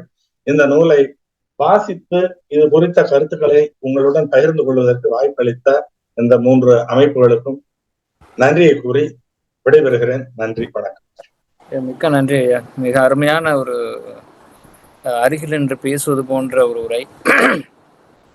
நூலையும் நூலாசிரியரையும் நூலில் இருக்கின்ற கருத்துக்களையும் அற்புதமாக விளக்கி எந்த அவசரமும் இல்லாமல் தெளிவான குரலிலே நூலை பற்றி நாங்கள் ஒரு கருத்து சொல்லும் அளவு, கேட்பவர்கள் கேள்வியாளர்கள் ஒரு கருத்து கூறும் அளவுக்கு எங்களுக்கு அந்த நூலை பற்றிய அறிவு வந்துவிட்டது. அற்புதமாக கூறினீர்கள். ஆசிரியருடைய மொழிபெயர்ப்பு ஆற்றலை பற்றி கூறினீர்கள். அவருடைய தியானம் குறித்து அதன் வலிமையை குறித்து பேசும்போது கூற்றம் குதித்தலும் கைகூடும் என்ற குரலை அவர் எடுத்தாண்டிருப்பதையும், சினத்தை தணிப்பதை பல இடங்களில் வெகுளாமை என்ற அதிகாரத்தை அவர் எடுத்தாண்டிருப்பதையும், காமம் வெகுளி மயக்கம் என்ற குரலை அற்புதமாக மொழிபெயர்ப்பதையும் நீங்கள் எடுத்து கூறினீர்கள். அது மட்டுமில்லாமல் அந்த நூலின் பதிப்பு தரத்தை பற்றியும், இந்த நூலுக்கும் வள்ளுவருக்கும் படிப்பாசகருக்கும் வள்ளுவருக்கும் உள்ள உறவு இந்த நூல் எந்த அளவுக்கு பயன்பெறும் என்றும் குறித்து பேசினீர்கள். பலர் இன்று இணைந்திருக்கிறார்கள். அவற்றில் முதன்மையாக ஆசிரியரையே அழைக்கலாம் என்று நினைக்கிறேன். ஐயா வணக்கம் ஐயா, கருத்து இருந்தா சொல்லலாம். அதாவது எனக்கு என்ன சொல்றதுன்னு தெரியல, ரொம்ப புலகாங்கிதம் அடைந்து இருக்கேன் நான். அதாவது ஒரு மலருக்கு கூட தன்கிட்ட இவ்வளவு தேன் இருக்குன்னு தெரியாது, அந்த வண்டுக்கு தான் தெரியும். சோ ஒரு தேனி மாதிரி அவர் வந்து நானே உணராத பல விஷயங்களை வந்து ஐயா வந்து இவ்வளவு ஆழமாக அந்த நூலை ஆய்வு செஞ்சு படிச்சிருக்காங்க. அது எனக்கு ரொம்ப மனநிறைவு தருது. நான் வந்து ஒரு லாக்டவுன் டைம்ல எனக்கு நிறைய நேரம் இருந்தது.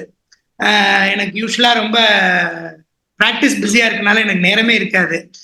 தமிழ் ஆர்வம் நிறைய இருந்தது, ஆனா படிக்கவோ அதை எழுதவோ நேரம் இல்லை. லாக்டவுன்ல நிறைய நேரம் இருந்ததுனால திருக்குறள் எடுத்து படித்தேன். அப்போ நான் என்னுரையில் எழுதியிருந்த மாதிரி எல்லா குறள்லையும் ஏதோ ஒரு மருத்துவ பொருள் இருக்க மாதிரியே இருந்தது. ஸோ அப்போதான் நினைச்சேன், இவர் தான் டாக்டரா இருந்திருக்கணும், டாக்டருக்கெல்லாம் டாக்டரா இருந்திருக்கணும் அப்படின்ட்டு நான் அந்த மாதிரி ஒரு ஆங்கிள் அதை பார்க்க ஆரம்பிச்சேன். பார்த்து அதை ஒரு தினம் ஒரு கட்டுரைன்னு சொல்லி 50 நாட்களுக்கு 50 கட்டுரை எழுதி வாட்ஸ்அப்ல எல்லாருக்கும் அனுப்புனேன். ஸோ எல்லாரும் அதை ரொம்ப விரும்பினாங்க, ரொம்ப நல்லா இருக்குன்னு சொன்னாங்க. அப்புறம் தான் அதை ஒரு நூலா கொண்டு வந்தேன். அதுக்கு வந்து இவ்வளவு பெரிய வரவேற்பு, அதுவும் இலக்கிய அரங்குல உங்களை மாதிரி மிகப்பெரிய இலக்கியவாதிகள், இலக்கிய தேனீக்கள் மத்தியில இதுக்கு ஒரு பெரிய ஆதரவும், அதற்கான வரவேற்பும், அதற்கான பாராட்டும் விமர்சனங்களும் இவ்வளவு சிறப்பா அமையும் அப்படின்னு நான் எதிர்பார்க்கவே இல்லை. எனக்கு வந்து இது மிகப்பெரிய ஊக்கத்தை கொடுக்குது, இன்னும் நிறைய எழுதணும் அப்படின்னு. நான் வந்து தோல்துறையில வந்து இருக்கக்கூடிய அறிவியல் கூறுகளை எல்லாம் வந்து தமிழ்ல எழுதிட்டு இருக்கேன், மொழிபெயர்த்து. அதே மாதிரி சங்க இலக்கியங்கள்ல மருத்துவ கூறுகள்னு அது ஒரு நூல் எழுதிட்டு இருக்கேன். நிறைய மருத்துவ நூல்களை தமிழ்ல மொழிபெயர்த்துட்டு இருக்கேன். நிறைய கதை, கட்டுரைகள், கவிதைகள் நிறைய எழுதுவேன் நான். எனக்கு வந்து இந்த புதுக்கவிதை எழுதுறதுல ஒரு மிகப்பெரிய மகிழ்ச்சி. காலையில நான் வந்து நடைப்பயிற்சிக்கு போயிட்டு வந்து என் மனைவி ஒரு காஃபி தந்து அதை குடிச்சு முடிக்கிறதுக்குள்ள ஒரு கவிதை எழுதிடுவேன். அது எப்படியாவது ஒரு நாள் ஒரு கவிதை எழுதி அதை வந்து வாட்ஸ்அப்ல எல்லாருக்கும் அனுப்பணுங்கிறது எனக்கு ரொம்ப ஒரு மிகப்பெரிய ஆவல். அதை எல்லாரும் பார்த்து அதை ரசிச்சு அதுக்கான விமர்சனங்களை சொல்லும் போது ரொம்ப சந்தோஷமா இருக்கு. ஒரு பெரிய ஒரு கட்டுரையோ இல்ல ஒரு சொற்பொழிவோ இல்ல ஒரு பெரிய கதையோ இல்ல ஒரு பெரிய நாவலோ ஒரு புதினமோ செய்யாத ஒரு பாதிப்பை, ஒரு ஏற்படுத்த முடியாத ஒரு இம்பாக்ட ஒரு சின்ன ஐக்கூ கவிதை ஏற்படுத்தும் அப்படிங்கிறதுல எனக்கு ஒரு பெரிய உடன்பாடு இருக்கு. ஸோ கவிதைகள்ல எனக்கு ரொம்ப உடன்பாடு இருக்கு. உங்களை மாதிரி மிகப்பெரிய இலக்கியவாதிகள் எனக்கு ரொம்ப, இன்ஃபேக்ட் வந்து எனக்கு ரொம்ப நர்வஸா இருந்தது. ரொம்ப இந்த மாதிரி நீங்க வந்து என்னுடைய நூலை வந்து ஆய்வு செய்ய போறீங்க, உங்களுடைய அமைப்புகள் 3ல இருந்தோம் அப்படிங்கும்போது சரி நிறைய பிழை இருக்கும் போல அப்படின்னு நான் ரொம்ப பயந்துட்டு இருந்தேன். எனக்கே அறியாத பிழைகள் நிறைய இருக்குமோ அப்படின்னு. ஸோ 1-2 அச்சுப்பிழைகளை தவிர வேற எதுவும் இல்லை அப்படிங்கும்போது எனக்கு ரொம்பவும் சந்தோஷமா இருக்கு. ஐயா வந்து இவ்வளவு அழகா அதை வந்து இது வரைக்கும் நிறைய பேர் ஆய்வு செஞ்சிருக்காங்க, திறனாய்வு. ஆனா கதிரவன் ஐயா மாதிரி இப்படி ஒரு அழகா பொறுமையா ஒரு நானே அதிகாரங்கள் பத்தி எழுதலை. எனக்கு தெரிஞ்ச ஒரு குறைன்னு இந்த நூலை சுட்டி காட்டணும்னா, நான் எந்தெந்த அதிகாரத்துல என்னென்ன குறள் எண் அதிகாரம் எண் நான் எழுதலை.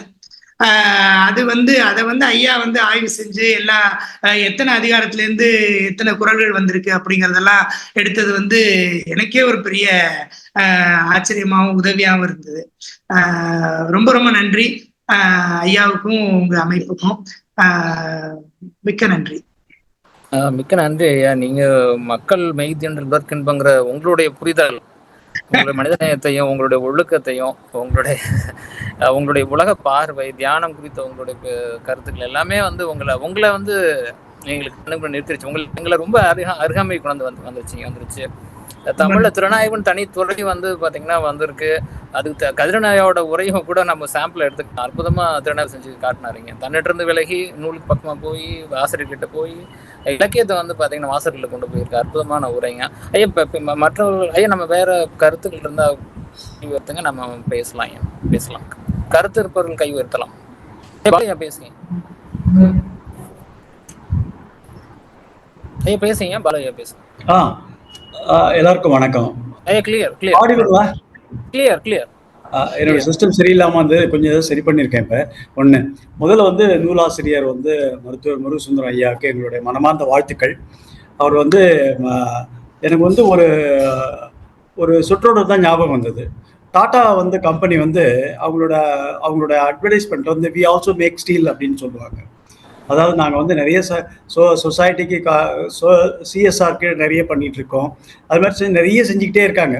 அதில் வந்து அவங்களுடைய கோர் ஆக்டிவிட்டியை வந்து வி ஆல்சோ மேக் ஸ்டீல் அப்படின்னு முடிப்பாங்க. அதுபோல மருத்துவர் முருகசுந்தரம் ஐயா வந்து மருத்துவராக இருக்கிறார் என்று எங்களுக்கு தோன்றுகிறது. அவருடைய பன்முக சிறப்பை பார்க்கும்போது நம்மளாம் வந்து ஒன்றுமே ஒரு எந்த அளவுக்கு வந்து நம்ம இதுவாக இருந்திருக்கோன்றது வந்து தெரிய வருதுங்க. அவர் வந்து ஒரு நாளைக்கு ஒரு கட்டுரைன்னு 50 கட்டுரை எழுதி அதை ஒரு கவிதை எழுதணும் சொல்லி ஒரு 2-3 புத்தகம் எழுதிட்டு இருக்காரு. மருத்துவ புத்தகங்களை வந்து மொழிபெயர்ப்பு செஞ்சிட்டு இருக்காங்க. இந்த மாதிரி கேட்கும்போது வந்து எங்களுக்கு ரொம்ப ரொம்ப மிக வியப்பாகவும் சிறப்பாகவும் இருக்கு. மனமார்ந்த வாழ்த்துக்கள்ங்க. தோல் அப்படின்னு பத்தி சொல்லும்போது நம்மளோட உடம்பினுடைய மிகப்பெரிய பார்ட்டே தோல் அப்படின்னு தான் சொல்லுவாங்கன்னு நான் படிச்சிருக்கிறேன் எங்கேயோ. இந்த தோலே இல்லைன்னு வச்சுக்கோங்களேன், நம்மளோட உயிர் வாழ்வு வந்து சில நிமிடங்களோ இல்லை சில மணி நேரங்களோ தான் அப்படின்றத நம்ம வந்து சில விபத்துகள் மூலம் நம்ம பார்க்கும்போது தெரிய வருது. நம்மளோட எல்லா உறுப்புகளையும் காப்பது வந்து தோல் அப்படின்றத நானும் படிச்சிருக்கிறேன். அந்த துறையில இருந்து அதில் வந்து தோல் சம்பந்தமான வியாதிகள் வரும்போது தான் நமக்கு தெரியும் அது எவ்வளோ முக்கியமான பகுதி அப்படின்னு. அது வரைக்கும் நாம் வந்து அதை சரியாக பார்த்துக்கிறது இல்லை. அதில் வந்து அந்த மெய்த்தீண்டல் வந்து நான் அந்த இதை தான் யோசிச்சுட்டு இருந்தேன். அந்த நோயாளிகளுக்கு வந்து எப்படி ஒரு சிறப்பான ஒரு கருத்தை வந்து சொல்லி அனுப்புகிறாங்க. அவங்க மனசு தோல் வந்து தோல் வியாதிகள் முக்கியமாக வந்து மேனிஃபெஸ்டேஷன் ஆஃப் ஒரு மென்டல் டிஸ்டர்பன்ஸ் அப்படின்ற மாதிரி எங்கேயோ படிச்சிருக்கேன் நான். அதை வந்து அதை வந்து நோயாளிகளுக்கு அந்த இதெல்லாம் இருக்கக்கூடாதுன்னு அந்த மனதளவுலையும் ட்ரீட் பண்ணி அனுப்புகிறாங்கன்றதை பார்க்கும்போது ரொம்ப சிறப்பாக இருங்க. அவருடைய புத்தகம் ரொம்ப சிறப்பு. அந்த நூலை வந்து சிறப்பான நூலாய்வு செய்தாருங்க நம்ம கதிரவன் ஐயா.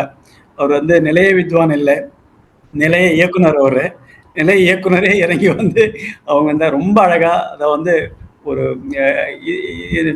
இந்த நூலை படிக்க வேண்டும் ஆர்வம் வந்து உடனே வந்துன்னு வச்சுக்கோங்களேன். அந்த நய உரை சிறப்பாக நடந்ததுன்னு அர்த்தம். இந்த கருத்து எல்லாருக்கும் இருக்குன்னு நினைக்கிறேன். எனக்கு நிச்சயமா இருந்தது இந்த நூலை படிச்சு ஆகணும் அப்படின்றது. மிக சிறப்பான நய உரைங்க. கதிரவன் ஐயாக்கு எங்களுடைய வாழ்த்துக்கள், மனமார்ந்த வாழ்த்துக்கள். 3 அமைப்புக்கும் வாழ்த்துக்கள். நன்றி. நீங்க அமைப்புல தான் இருக்கீங்க, தனியா பிரிஞ்சு போய் வாழ்த்துக்கள் சொல்லாதீங்க. ஐயா குழந்தைசாமி ஐயா பேசுங்க. மதியழகன் ஐயா கை ஊத்திருக்காங்க, நான் வரேன். நான் குழந்தைசாமி ஐயா 2 சுருக்கம் முடிச்சுக்கலாம். ஐயா அனைவருக்கும் வணக்கம். ஐயா பேசுங்க. வணக்கம். அதாவது நக்கீரர் பரம்பரை மாதிரி குற்றம் கண்டுபிடித்து நன்றி. பணமா பாசமா ஹரிதாசன் படங்கள்லாம் வந்தன சில ஆண்டுகளுக்கு முன்னாடி. எதிர்பார்க்கவே இல்லை 100 நாட்களுக்கு மேல ஓடுன்னு. நல்ல கருத்துக்கள் இருந்தா எங்கும் வரவேற்கப்படும் அப்படிங்கிறதுக்கு மருத்துவர் முருகசுந்தர ஐயாவுடைய நூலை நான் சில மாதங்களுக்கு முன்னாடிதான் இயக்குனர் பாலகிருஷ்ணன் காமராசர் படம் எடுத்தாரு. அந்த இயக்குனர் பாலகிருஷ்ணன் ஐயா சொல்லி வாங்கி பார்த்தேன். ஐயன் திருவள்ளுவர் ஒரு அதிகாரம் மட்டும்தான் எழுதியிருக்காரு. 2 இடத்துல மட்டும் மருந்து சொல்ல போட்டுட்டு மருந்துங்கிற வேற அது சொற்கள் வேற எங்கேயும் இல்லாத மாதிரி. ஆனா நம்ம முருகசுந்தர ஐயா வந்து தேடி தேடி தேடி பிடிச்சி ஒரு நூலையே போட்டார் மருந்துக்கு. ஒவ்வொரு குரலும் வந்து பாராட்டுக்குரியது. ஒவ்வொரு குரலும் வந்து எல்லாரும் உணர்ந்து வாழ்க்கையில் கடைபிடிக்கும் வண்ணமும் கூடுதலாக குரல்களை எங்கெல்லாம் இந்த மாதிரி கருத்துக்கள் இருக்குன்னு நம்ம தேடி பிடிக்கிற மாதிரி அமைந்திருக்கு இந்த நூலு. அனைவருக்கும் நன்றி. முருகசுந்தரம் ஐயாவுக்கு இரட்டை மகிழ்ச்சி, வாழ்த்துக்கள். நன்றி. நன்றிங்க, மிக்க நன்றிங்க, மிக்க நன்றி. மதியழகன் ஐயா கை ஊத்திருக்கீங்க, பேசலாம். ஸ்டாலின் ராமகிருஷ்ணன் பேசுறது கை ஊத்திருக்காரு. மதியழகன் ஐயா வாங்க. வணக்கம் அண்ணா வாங்க. வணக்கம். வணக்கம், கேக்குதுங்களா? கிளியர். எல்லோருக்கும் வணக்கம். நான் பெங்களூர்ல இருந்து பேசுகிறேன். எனது பெயர் மதியழகன். நான் ஒரு ஓய்வு பெற்ற விஞ்ஞானி. என்னை தம்பி பொன்னி அறிமுகப்படுத்தியதுக்கு நன்றி. பொன்னியின் செல்வன் தந்தை எனக்கு மிகவும் நெருக்கமானவர். எங்கள் குடும்பத்துக்கும் என்னுடைய கிராமத்திலேயும் வளர்ந்து என்னுடைய தந்தைக்கு சக ஆசிரியராக ஒரே பள்ளியில் பணியாற்றிய குடும்ப நண்பரும் கூட. தம்பியின் பெயர் எனக்கு மிக மிகவும் பிடித்த பெயர். பொன்னியின் செல்வன் என்று முத்து ஐயா இட்ட பெயர் எனக்கு ரொம்ப பெருமையாக இருந்தது. இருவரும் சேர்ந்து ஒரே துகிலியல், அதாவது பொறியியலில் துகிலியல் துறை என்ற டெக்ஸ்டைல் படித்தவும். தம்பி இந்த குடிமை பணிக்கு சென்றது கூட எனக்கு துகிலியல் துறையை விட்டுட்டு டெக்ஸ்டைலை விட்டுட்டு இந்த குடிமை பணி சம்பந்த பணியில் இருந்து கொண்டும் கூட இப்படி ஒரு தமிழ் பணியை செய்வது ரொம்ப மகிழ்ச்சி. நன்றி. இந்த நிகழ்ச்சியை பற்றி நான் இப்போ கடந்த 2-3 வாரங்களாகத்தான் கேட்டு வருகிறேன். இன்றைக்கு கேட்டது அதில் மிகவும் அற்புதமாக இருந்தது. வள்ளுவனை பற்றி பேசென்றால் பேசிக்கொண்டே இருக்கலாம். தமிழுக்கு சிறப்பென்றால் வள்ளுவன் தான், அதில் எந்த மாற்று கருத்தும் கிடையாது. அந்த வகையில் ஒரு பொறியாளனாகவும் மற்ற சக துறைகளில் இருந்து விலகி மருத்துவத்துறையை சார்ந்த முருகு சுந்தரம் அவர்கள் செய்த இந்த ஆய்வு ஒரு மிகவும் பரிமானது, மிகவும் வியப்பாகவும் பெருமையாகவும் இருக்கிறது. ஒரு மருத்துவராக இருந்தாலும் கூட தமிழ் மேல் உள்ள ஆர்வத்தால் நமது வள்ளுவனை எப்படி எப்படிலாம் நாம் பாராட்ட வேண்டும் என்று தன் துறை சார்ந்த விஷயங்களை துருவி துருவி அவர் செய்த பணிக்கு அதை நன்றாக வெளிக்கொணர்ந்த நிலைய இயக்குனர் என்று சொல்வார், அவர்களையும் நான் பாராட்ட வேண்டும். அவர்கள் ஒரு செய்ததை கூட அது மிக சரியாக செய்தால்தான் அதற்கு விளக்கம் கிடைக்கும். ஏதோ ஒரு ஆர்வத்தில் நாம் செய்கிறோம், நாம் எப்படி செய்தோம் என்று இன்னொரு திறனாய்வு செய்து அதை விளக்கும் போதுதான் அதுக்கு இன்னும் பெருமையும் அதனுடைய வலிவும் கூடுதும் என்று நினைக்கிறேன். அந்த வகையில் இருவருக்கும் எனது வாழ்த்துக்கள். தமிழ் இவ்வளவு தூரம் வளர்ந்து வளமையும் இருந்தும் கூட உலக மக்களும் இந்திய பெருநாட்டு மக்களும் அறியவில்லை என்ற மனத்தாங்களும் வருக ஆதங்கமும் இருக்கத்தான் செய்கிறது. 37 ஆண்டுகளாக நான் தமிழ்நாட்டிலே இல்லை, வெளி மாநிலத்திலே கர்நாடகம், ஆந்திரா, ஒரிசா, இப்படி வெளி மாநிலங்களில் பணி செய்து பெங்களூரிலே ஆல்மோஸ்ட் இப்போது பணி வாய்ப்புன்னு இருக்கிறேன். கூடிய விரைவில் தமிழ்நாட்டு பக்கம் வரலாம். இருப்பினும் இந்த ஆர்வம் மட்டும் எங்கு போகணும் விலகவில்லை. எங்கு போனாலும் எத்தனை மொழிகள் கற்றாலும் கூட அதனுடைய உயர் சொல் எங்கே தமிழிலிருந்து வருகிறதா என்ற ஆதங்கமும் அந்த தவிப்பும் ஒரு ஆர்வமும் இருந்து கொண்டேதான் இருக்கிறது. அது ஒடிய மொழியாக இருக்கட்டும், கன்னடமாக இருக்கட்டும், தெலுங்காக இருக்கட்டும், இந்தியா இருக்கட்டும். நான் பேசுவேன் இந்த மொழிகளில். பேசும்போது இதனுடைய பாவாணரின் மிகப்பெரிய அதாவது மொழி ஞாயிறு தேவநாய பாவனா அவர்களின் மிகப்பெரிய எதாச்சியாக அதை கூட பெங்களூர் தமிழ்ச்சங்கத்தில் ஒரு 35 ஆண்டுகளுக்கு முன்பு நான் கேட்டேன். பாவனர் அறக்கட்டளை என்று பெங்களூர் தமிழ்ச்செல்வம் பல்சூர் ஏரிக்கரையில் இன்றும் இருக்கிறது. அவர்கள் நடத்தும் இந்த வாராந்திர நிகழ்ச்சிகளுக்கு சென்ற போதுதான் பாவனரை பற்றி அறிந்தேன். அப்போதுதான் எனக்கு அவ்வளவு தூரம் ஆரம்ப காலங்களில் மொழியை சற்றி அறிய வாய்ப்பில்லை. அதுக்கப்புறம் தான் பல மொழிகள் கற்கும்போது, பேசும் மொழி கற்கும்போது எதையும் எழுத படிக்க தெரியாது, வெறும் பேச்சு மொழி தான் எனக்கு தெரியும். அதிலே ஓரளவு அறிந்து இந்த சொல் தமிழ்ல இருந்து வந்ததா, எப்படி இருந்ததுன்னு, தமிழுக்கும் மற்ற மொழிகளுக்கும் உள்ள தொடர்பு என்ன அப்படிங்கிற ஆர்வம் வந்தது. இப்படிப்பட்ட பல வளமைகள் பற்ற ஒரு மொழியை நாம் உலகளாவியவும் மருத்துவத்துறை சார்ந்தும் சித்த வைத்தியம் எடுத்துக்கொண்டால் அதில் இல்லாத அற்புதங்கள் எவ்வளவோ இல்லை. ஆனால் அது பாதி நகைப்பாகவும் கேளிக்கை ஏளனமாகவும் எண்ணக்கூடிய நிலையிலும் சில வட்டாரங்களில் பாதி வட்டாரங்களில் இருப்பது நாம் அதை எடுத்து செல்லவில்லை என்ற குறை என்றுதான் தோணுகிறது. இதுதான் என்னுடைய சிறிய கருத்து. நன்றி, அனைவருக்கும் வணக்கம். நன்றிண்ணா, ரொம்ப நன்றிண்ணா. ஐயா திருப்பதி ஐயா கை ஊத்திருக்கீங்க, பேசலாம். இந்த கதிரவன் ஐயாவின் சிறப்பான நய உரையை கேட்டோம். முக்கியமா நேற்று இந்த நூலை நானும் 3ஆம் பதிப்பு படித்தேன். நூல்களை படிக்கும் பொழுது படிக்க ஆரம்பிச்சா முடிக்கிற வரைக்கும் உடனே ஒரே மூச்சில் படிக்கணும்னு இருக்கும். அப்படிப்பட்ட நூலாக இது இருந்தது என்று நான் உறுதியாக சொல்ல முடியும். மெய்த்தீண்டல் என்ற ஒரு இதை ஐயா அந்த ஒரு விழுமியத்தையும் அந்த இதை முன்வைக்கும் பொழுது உண்மையாவே அந்த பகுதியை ஒரு மருத்துவராக நான் வாசிக்கும் பொழுது என்னை அறியாமல் என் கண்ணீர் ஒரு துளி இருந்தது உண்மை. அந்த வகையில் நான் ஐயா டாக்டர் முருகு சுந்தரம் அவர்கள் மனதார மனம் இணைந்து நான் பாராட்டுகிறேன். ஒன்று. இரண்டாவது, அதான் உங்களை மெய்த்தீண்டல் பத்தி சொல்லிட்டு இருந்தேன் முருகு சுந்தரம் சார், வணக்கம். அது உண்மையாவே கண்ணீர் வர வைத்தது என்று சொல்ல வைத்தேன். அடுத்தது மருத்துவராக நம்ம நோயுற்றவர்கள் நம்மள்கிட்ட எங்களை காப்பாத்திட்டீங்க அப்படின்னு சொல்றப்ப என்னமோ நம்ம தான் அதை பண்ணாப்புல ஒரு பிம்பத்தை நம்மளுக்கு ஒரு ஆணவம் வர்றப்ப அப்படி கிடையாது. நானும் ஒரு தூதுவன்மார் அப்படின்னு நான் சொல்ற ஒரு பக்குவத்தை இந்த நூல் கொடுத்து அது உண்மை. அதில் ஒரு பகுதியை நான் படிக்க விரும்புகிறேன். இதுதான் உண்மை. பல்வேறு மருத்துவ நூல்களில் இருந்தும் மருத்துவ பேராசன்கள் முறையாக முழுமையாக கற்றுணர்ந்த நுண்ணறிவுடன் பிழையற ஐயமர அறம் வழுவாது உயிர்காக்கும் மருத்துவ பணியில் செயல்பட வேண்டும் என்று முருகசுந்தரம் ஐயா குறிப்பிடுவது என்பதுதான் இன்றைய மருத்துவ ஒரு 4 வரிகள் என்று நான் உறுதியாக எந்த மருத்துவரும் இதை செயல்படுத்த வேண்டும், இதை மனதில் நிறுத்திக் கொள்ள வேண்டும் என்பதை நான் இந்த இடத்தில் முன்மொழிய விரும்புகிறேன். அடுத்ததாக ஐயா தன்னுடைய புதிய சொல்லாக்கங்கள், நிறைய அருமையான சொல்லாக்கங்கள், அதை விரிக்க நேரமும் இல்லை. எனக்கு ரொம்ப பிடித்தது அதாவது உணர்வு ஏற்பிகள், சென்சரி ரிசெப்டார்ஸ், உணர்வு ஏற்பிகள் அப்படின்னு ஒரு சொல்லாக்கங்கள். ஐயா அந்த தமிழ்ல ஒரு குறையா நினைக்க வேண்டாம். தமிழ் சொற்களுக்கு பிழையே வரக்கூடாது நினைக்கிறப்ப என்ன ஆகி போச்சுன்னா, எப்பவுமே நம்ம அடுத்த பிள்ளைய பார்க்க நம்ம பிள்ளைய விட்டுருவோம். அதே மாதிரி ஆங்கில சொற்களுக்கு நிறைய எழுத்து பிள்ளை எழுத்து ஸ்பெல்லிங் மிஸ்டேக் வரல. ஆங்கிலத்து அதாவது எப்பவுமே நம்ம அடுத்த பிள்ளைய பாக்குறப்ப நம்ம பிள்ளைய விட்டுருவோம்ல, அந்த மாதிரி சரி இங்கிலீஷ் அதை பத்தி நம்ம கவனம் செலுத்தாத மாதிரி அந்த இடத்துல ஒரு சில குறைகள், அந்த இடத்துல எழுத்து பிள்ளைகள் ஆங்கிலத்தில் இருக்கு, தமிழில் இல்லை. அதுதான் என்னுடைய இது.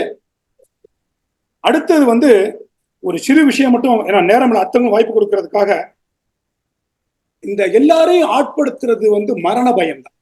இன்னைக்கு மருத்துவரை தேடும் பொழுது நான் பார்த்த சாரதி கூட எழுதியிருப்பார் ஒரு நாவலில், மனிதனின் மனித பயம்தான் மருத்துவமனை கட்டிடங்களா உயர்ந்து நிற்கிறது அப்படின்னு. அந்த மாதிரி இந்த மரண பயம், அந்த மரண பயம் இல்லாம இருக்கிறதுக்கு வள்ளுவர் காக்கும் உறங்குவோலும் சாக்காடு என்ற பயிற்சி, அந்த பயிற்சி எடுத்துக்கொண்டால் மரண பயம் இல்லாமல் வாழ முடியும் என்பதை சொல்லுவது மிகப்பெரிய முக்கியமான ஒரு அனைவரும் தெரிந்து கொள்ள வேண்டிய, உணர்ந்து கொள்ள வேண்டிய ஒரு முக்கியமான கருத்தாக நான் பார்க்கிறேன். அதுக்கு அடுத்தது அந்த ஆங்கில மொழிபெயர்ப்புல ஒரு பொயட்டிக் சென்ஸ் இருக்கு. ஆங்கில மொழிபெயர்ப்புல பொயட்டிக் சென்ஸ் இருந்தது, சில இடத்துல வழியக்க இருந்தது, அதையும் நான் சொல்ல வேண்டும். அடுத்தது மருத்துவரும் ஒரு மருத்துவருக்குரிய மருந்தையும் சொல்லுகிறார், நல்ல மருத்துவரை தேர்ந்தெடுப்பதும் ஒரு மருந்து என்று சொல்கிறார். அதுபோக மருந்தின் கூறுல முக்கியமான தரவு வைக்கிறது நோயுற்றவர்களின் பொருளாதாரத்தை முன்வைக்கிறார். அது மிக சிறப்பு. இந்த காலத்தில் இந்தியாவில் 67 லட்சம் பேர் வருஷம் நோயினால் பாவர்ட்டி கீழே தள்ளப்படுறான்னு ஆய்வு சொல்லுது. அப்ப நோயுற்றவர்களின் பொருளாதாரம் என்பது மிக மிக முக்கியம் அப்படிங்கிறத இதை ரொம்ப ரொம்ப முக்கியமா சொல்றாங்க. அது போக இன்னொரு ரொம்ப முக்கியமா நான் நினைக்கிறேன், இந்த கண்டு கேட்டு உயிர்த்து உற்று ஐம்பொழுதும் கண்டே உள்ளேன்னு சொல்றத எல்லாத்தையும் மனைவிட்டே பாரியா, வேற எங்கேயும் போகாத அப்படின்னு அந்த செக்ஷுவல் ப்ராமிசிக்யூட்டிய கொண்டு வைக்கிற, வேணா இவர் தோல்நோய் மருத்துவரா இருப்பதனால் இந்த வள்ளுவர் இந்த ஐம்புலனும் இந்த மிகையான உணர்வும் இதுவும் உன் மனைவியிடமே தேடு, உன் மனையாளிடமே தேடு, வேற எங்கேயும் ஒவ்வொன்றுக்கும் தனித்தனியா தேடிடாத அப்படின்னு சொல்றதுங்கிற ஒரு நயமும் வாழ்வியல் முறையும் ரொம்ப ரொம்ப மெச்சத்தக்கது. அடுத்தது ஐயா அந்த ஊழல் பத்தி சொல்ல வந்திருக்கிறாங்க நிறைய. அது நம்ம ஏற்கனவே நம்ம பேசியிருந்தோம், இந்த ஊழல் துணிக்கு வித்தியாசம் சிறப்பு என்று சொல்லி நான் மிக்க நன்றிங்க, மிக்க நன்றி. அந்த நூலுக்குள்ள போயிட்டு வெளியே வந்துட்டீங்க, மிக சிறப்பு. எடுத்து இயம்ப வேண்டிய சூழ்நிலை அருமை அருமை, எங்களுக்கு தேவைங்க, நாங்கெல்லாம் படிக்கிறது சோம்பி. ஐயா அடுத்து ஐயா கந்த பாரதி ஐயா கையை வச்சிருக்காங்க. இங்கிலாந்து இருந்து பேசுறேங்க. நானும் ஒரு மருத்துவர். வணக்கம். மருத்துவர்கள்லாம் மருத்துவர் அப்படிங்கிற அந்த ஒரு உயர்வு நம்ம தமிழ் செம்மொழிக்கும் வள்ளுவருக்கும் கிடைச்சிருக்கிறதுக்கு நமக்குலாம் ஒரு மிகப்பெரிய பேரு அப்படின்னு நம்ம சொல்லணும். அயல்நாட்டுல நாங்க இருந்தாலும் வள்ளுவர் குடும்பம் ஒரு சின்ன ஒரு குடும்பம் வச்சு நாங்களும் எங்களால இயன்ற அளவுல தமிழ் பணி ஆற்றி கொண்டிருக்கோம். சிஆர் அவர்களுக்கு ரொம்ப ரொம்ப இதுக்கு நான் குடும்பப்பட்டிருக்கிறேன். நான் நான் முதல் நிகழ்ச்சி நினைக்கிறேன், நான் இரண்டாவது நிகழ்ச்சி தான் என்னால கலந்துக்க முடிஞ்சது. மோஸ்ட் அது ஃப்ரைடே இங்க எங்களுக்கு வேலை நாள் அப்படிங்கிறதுனால இன்னைக்கு எனக்கு விடுமுறைனால என்னால கலந்துக்க முடிஞ்சது. அதுக்கு என் சகோதரிக்கு தான் வாழ்த்து சொன்னேன், அவங்க இன்ஸ்டன்ட்ல இந்த ஜூம் மீட்டிங்க. ஸோ நான் ரொம்ப வியப்பா பார்க்க ஒரு மருத்துவ தொழில் அறம் சார்ந்த அளவுல இங்க இருக்கு அப்படிங்கிறது என்னுடைய ஒரு அனுமானம். நான் யூகேல அதை நம்ம அறிவான முறையில நாம அத வணிக முறையில மாற்ற எப்படி லாபகமா பண்ணிக்கலாம் அப்படிங்கிறதுக்காக தான் இந்த உலகம் போயிட்டு இருக்கு. சமயத்துல வள்ளுவம் எவ்வளவு ஒரு பொருத்தமான ஒரு நூலா இருக்கும் அப்படிங்கறத தான் நான் வியந்து பாக்குறேங்க. அதுதான் வந்துட்டு இந்த நான் வந்து இத ஒரு மருத்துவரா இருந்தாலும் ஒரு கவனிப்பாளர் அப்படிங்கிற முறையில தான் நான் இதை பாக்குறேன். அது வரைக்கும் நம்ம தமிழ் சமுதாயம் மருத்துவத்துறைக்கு வள்ளுவன் வழி ஆற்றக்கூடிய அந்த ஒரு உலக அளவுல இருக்கு. அதுக்கு நாம கொள்ள வேண்டிய நிலையில இருக்கிறோம். அதுக்கான எல்லா உரிமைகளும் ஆற்றலும் நம்ம கிட்ட இருக்கு அப்படிங்கிறது தான் இந்த நூல் எனக்கு உணர்த்துறது. ரொம்ப ரொம்ப அருமை அவள் கொண்டிருந்த அந்த கருத்துக்கள். அது வந்துட்டு நம்ம இந்த உலகத்துக்கு எடுத்து போனோம்னா நிச்சயமா வந்துட்டு நம்ம ஒரு மனித சமுதாயத்தை மிக உயரமான ஒரு நிலை கொண்டு போக முடியும் அப்படின்னு நான் நம்புறேன். ரொம்ப அருமையா இந்த பதிவு இங்க கிடைச்சதுன்னா எப்படி அதை அமேசான் பிரைம்ல கிடைக்குதா, அமேசான்ல கிடைக்குதா, புக்ல கிடைக்குதான்னு தெரியல. அடுத்த முறை இந்தியாவுக்கு வரும்போது நான் நிச்சயமா இதை வாங்கி செய்வேன். அல்லது கிடைக்கிறதா இருந்ததுன்னா அதுக்கான லிங்க் வந்து நம்ம அது பண்ணிடலாம். என்னன்னு ஒர்க் இட் அவுட். நன்றி. அடுத்து டாக்டர் சத்யபிரபா மேடம் கை ஊத்திருக்கீங்க. வாங்க மேடம், வாங்க. சான்றோர்களுக்கு வணக்கம் ஐயா. இப்போ வந்து ஒரு 2-3 நாளைக்கு முன்னாடி இறையன் ஐயா அவர்கள் எழுதிய புரிந்ததும் புரியாததும் அப்படின்னு ஒரு புத்தகம், அதுல பொழுதுபோக்கு அப்படின்னு ஒரு தலைப்புல ஒரு கட்டுரை. எனக்கு என்னன்னா, பொழுதுபோக்க பத்தி என்ன இருக்க போகுது அப்படின்னா, இந்த ஆங்கிள் சிந்திக்க முடியுமா அப்படின்ற மாதிரி ஐயா அவர்கள் எழுதியிருந்தாரு.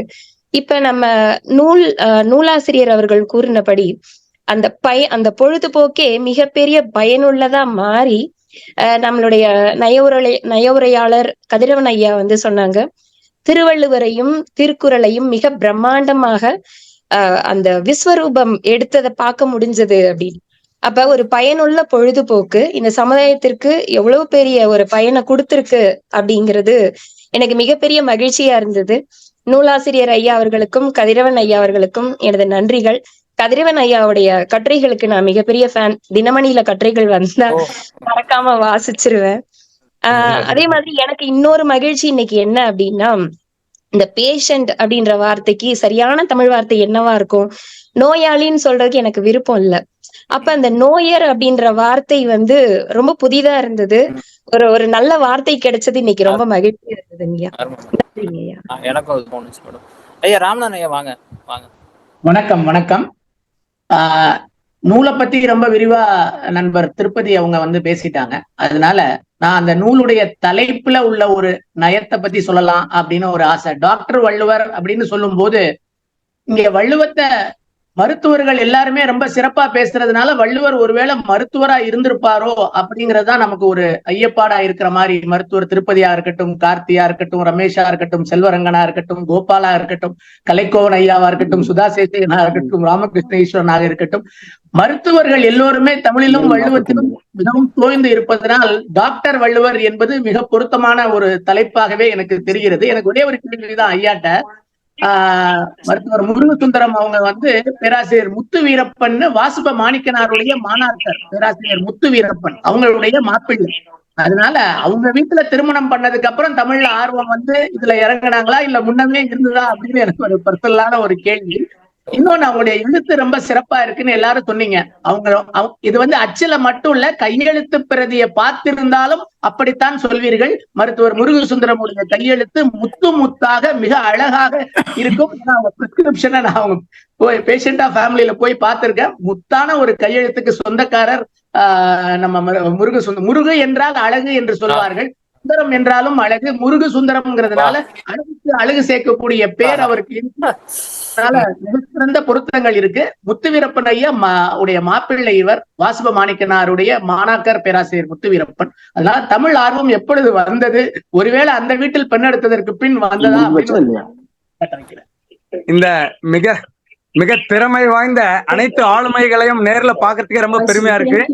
எல்லாருக்கும் வணக்கம் ஐயா.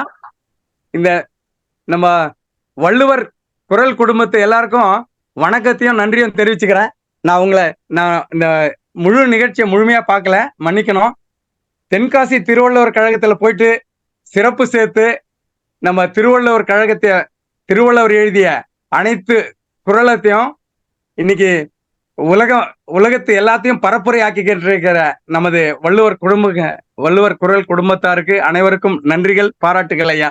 இதுக்காக தான் முதல்ல போன் பண்ணேன். நம்ம கதிரவன் ஐயா அவனுடைய அந்த வந்துட்டு தினமணியில வந்துட்டு நான் அவருடைய விளக்கங்களையும் அவருடைய கட்டுரையும் படித்தேன். பொன்னியின் செல்வன் ஐயா உண்மையிலேயே பெருமைப்படக்கூடிய விஷயம். ஒரு 4-5 வாரம் நடத்துறதுனாவே இது மிக சிரமம் என்பதை நன்கு அறிவோம். இவ்வளவு சிறப்புடன் இவ்வளவு இன்வால்வோட அனைத்து ஆளுமைகளும் இதுல அழகா செஞ்சுக்கிட்டு இருக்கீங்க. உங்களை எல்லாருக்கும் வாழ்த்துக்கள். நாங்க தெரியாததை மெல்ல மெல்ல தெரிஞ்சுக்கணும்னு சொல்லிட்டு சிஆர் ஐயா கொடுத்த ஊக்கத்தினால மெல்ல மெல்ல நாங்க கத்துக்கிட்டு இருக்கோம். நம்ம புரட்சி மிகு மருத்துவர்னே சொல்லலாம். நம்ம இப்பதான் பேசினாங்க சத்யபிரியா அவர்களுக்கும் வணக்கங்கள், வாழ்த்துக்கள். அன்னைக்கு நான் நேர்ல பேசினேன். சுப திருப்பதி ஐயா ஒவ்வொரு வாரமும் அதை மருத்துவத்துடன் கலந்து அறிவியல் கூர்ந்து எல்லாத்தையும் சொல்லிட்டு வர்றாரு. அன்னைக்கு இப்போ புதுசா புத்தகம் எழுதியிருக்காரு. கதிரவன் ஐயாவுக்கு இன்னொரு வாட்டி வாழ்த்துக்கள் சொல்லிடுறேன். வணக்கங்கள், வாழ்த்துக்கள். இங்க இருக்கிற ஆளுமைகள் எல்லாருக்கும் வாழ்த்துக்கள். வள்ளுவர் குறள் குடும்பத்தின் மூலமாக நமது வள்ளுவனுடைய விளக்கங்களையும் தெளிவுகளையும் உலக அளவிலே பரப்பி கொண்டிருக்கும் ஒவ்வொருக்கும் தலைவணங்கி வணக்கத்தையும் பாராட்டுகளையும் தெரிவித்துக் கொள்கிறேன். இங்க விசாகப்பட்டினத்திலே எங்களால் இயன்ற வரை வள்ளுவர் என்ன சொன்னாரோ அது மாதிரி இங்க வள்ளுவர் செலவச்சு எல்லாருக்கும் தெலுங்குக்காரங்களுக்கு கூட தெலுங்கு புத்தகங்களையும் பகிர்ந்து இங்க மாணவ செல்வங்களுக்கு நான் திருக்குறளையும் தமிழ் கூட அடிச்சிருக்கேன். இன்னொரு ரெக்வஸ்ட் என்னன்னா, நான் இதோட I am repeating the third time the same. எங்க வீட்டுல ஒரு 5 திருக்குறள்களை எழுதியிருக்கேன். ஒவ்வொருத்தரும் அவங்களுடைய வீட்டுல, அதாவது என்ட்ரன்ஸ்ல இருந்தாலும் பரவாயில்ல அல்லது பெட்ரூம்ல இருந்தாலும் பரவாயில்ல, அவங்களுடைய என்ன நினைக்கிறோம், குழந்தை செல்வங்களுக்கு சிறந்த கல்வி செல்வத்தை கொடுக்க வேண்டும் என்று நினைத்தால் கல்வி என்ற அதிகாரத்திலே நம்ம வள்ளுவர் பேராசன் சொல்ற மாதிரி கல்வியிலிருந்து ஒரு அதிகாரத்துல ஒண்ணு எழுதி வச்சுங்க. அதே மாதிரி நமக்கு நோய் நொடி வராம இருக்கும்னா நான் எங்க வீட்டுல எழுதி வச்சிருக்கேன், மருந்தென வேண்டாவாம் யாக்கைக்கு அருந்தியது அற்றது போற்றியுனின். அந்த மாதிரி டெஸ்டினேஷனா சில இதெல்லாம் எழுதி வச்சுக்கிட்டா நல்லதுன்னு நினைக்கிறேன். இன்றைக்கு முழுமையா அந்த கதிரவன் ஐயா சொன்னதை நான் கேட்க முடியல. ஆனா சிஆர் ஐயா நாளைக்கு நாளை மறுநாள கூட மறு ஒலிபரப்பு செஞ்சிருவாரு. அதனால இங்க சிறந்த ஆளுமைகளை அனைவரையும் வணங்கி பாராட்டி அன்புடன் வெற்றி உங்களுடைய பணிவுடன் வாழ்த்துகிறேன். வணக்கம், வாழ்த்துக்கள் ஐயா. அனைவருக்கும் வாழ்க தமிழ், வெல்க குறளின் பெருமை. மிக நன்றி ஐயா. இன்னும் 2 கைகளை பாக்குறேன் நான். இப்போ சுப்பையா ஐயா கையை வச்சிருக்காரு.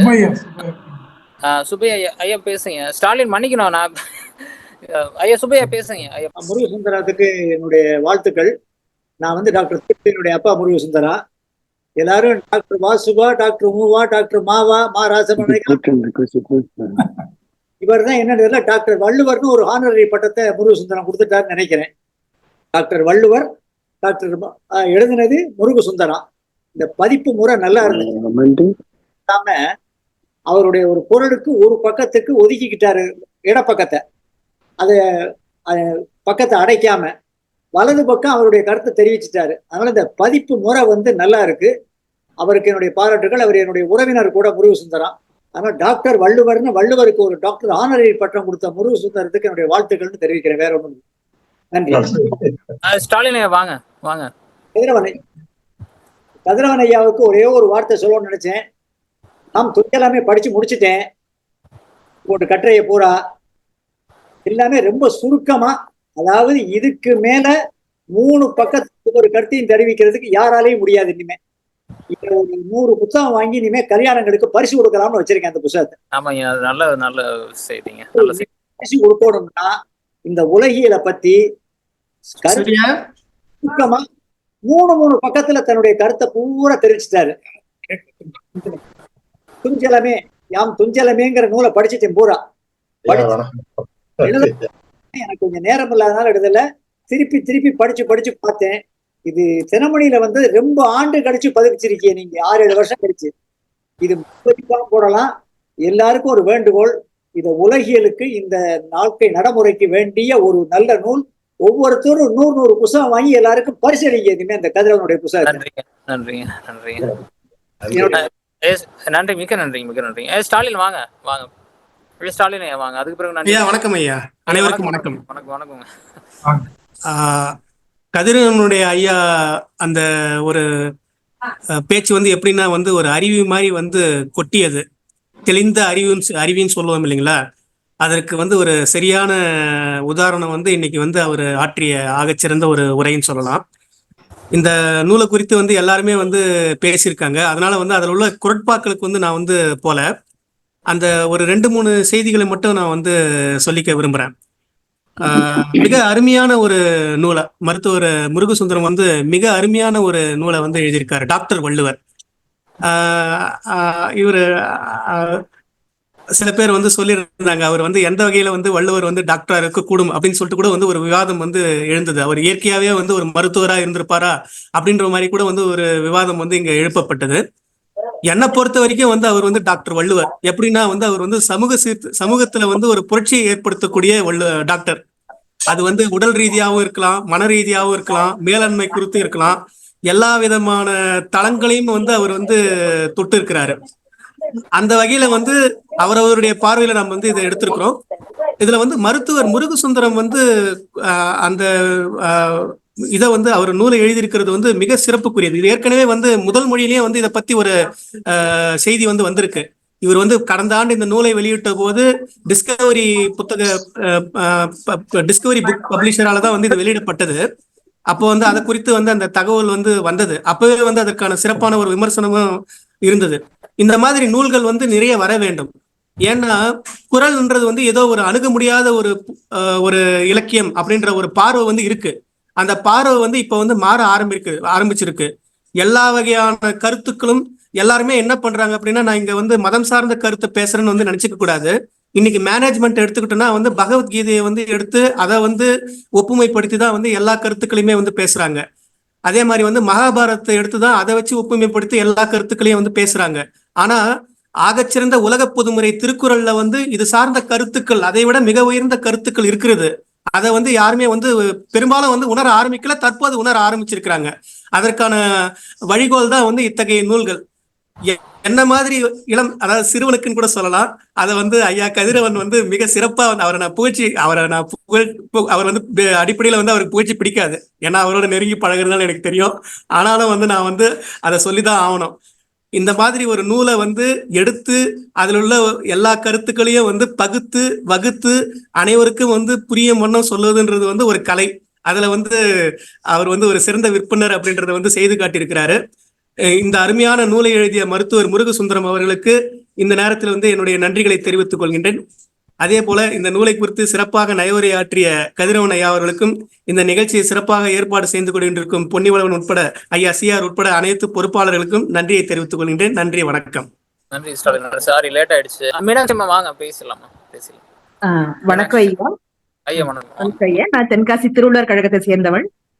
ஐயாவோட வணக்கம் ஐயா. கதிரவன் ஐயாவுடைய நயவுரை மிக அருமையாக இருந்தது. அப்புறம் முருகசுந்தரம் ஐயாவுடைய மொழியாக்கம், அந்த டிரான்ஸ்லேஷன் ரொம்ப மிக மிக அருமையாக இருந்தது. அந்த கவித்துவமா இருந்தது. அந்த நூல் வந்து அதனுடைய மகத்துவத்தை நம்ம தெரிஞ்சுக்க முடியுது. அது டிரான்ஸ்லேஷனை விட அது டிரான்ஸ்கிரியேஷன், அந்த மொழியாக்கம் நடை வந்து மிக அருமை. நிறைய வந்து ஆங்கிலத்துல படிக்கக்கூடிய குழந்தைகளுக்கும் சரி, மற்ற மாநிலத்தவருக்கும் இது மிக உதவியாக இருக்கும் என்று சொல்லி வாய்ப்புக்கு நன்றி கூறி அமைகிறேன். நன்றி, வணக்கம் ஐயா. ரொம்ப நன்றிமா. உங்க நம்பர் அப்படியே கொஞ்சம் பதிவு பண்ணிருங்கம்மா. நான் ஏதாவது லிங்க் உங்களுக்கு மிஸ் ஆயிடுச்சா கூட அனுப்புறோமா, நம்ம அந்த குரூப்ல கூட. நன்றி, நான் பண்றேன் ஐயா. நன்றி ஐயா. நம்ம நன்றி உரைக்கு போயிடலாங்க. அதுக்கு முன்னாடி சீரா ஐயா ஞானசேகரன் சொல்ல விரும்புறாரு யூஎஸ்ல இருந்து. வணக்கம் வணக்கம் வணக்கம் வணக்கம் நண்பரே, வணக்கம் அனைவருக்கும் வணக்கம். நன்றி. இதுதான் இன்னைக்கு தொகுப்பறை திரு பொன்னி அவர்கள் வழக்கத்தை பார்த்து ரொம்ப மகிழ்ச்சியா இருக்கு. திரு நண்பர் ராஜேந்திரன் அவர்களே இன்னைக்கு ரொம்ப நாளைக்கு அப்புறம் மீண்டும் சந்திக்கிறேன். மகிழ்ச்சி. அனைத்து நண்பர்களையும் பார்க்கறதுல ரொம்ப மகிழ்ச்சி. இன்னைக்கு கொஞ்சம் வெளியில போயிட்டு வந்து கொஞ்சம் நேரமாச்சு, அதனால பொறிஞர் கதிரன் அவர்கள் பேசுறத நான் கேட்க முடியல. நிச்சயமா அந்த நூல் நான் சென்னைக்கு வந்த பிறகு வாங்கி படிக்கிறேன். வள்ளுவர் வந்து ஒரு சமுதாய மருத்துவர்ன்றது எல்லாருக்குமே தெரியும். சமுதாய சீர்திருத்தத்தையும் சமூக மருத்துவர்ன்றது எல்லாருக்கும் தெரியும். இப்போ இந்த உடற்கூறு விலகுது மருத்துவன்றது வகையில் தான் நான் பார்க்குறேன். ஏன்னா ஒரு மருத்துவர் சொன்னதுனால அதை பற்றி தெரிஞ்சுக்கிறது ரொம்ப ஆர்வமாக இருக்கிறேன். சென்னை வரும்போது நான் அந்த புத்தகத்தை நான் நண்பர் சிஆர் அவர்கள் மூலமாக வாங்கி நான் அதை படிக்கிறேன். ரொம்ப மகிழ்ச்சி.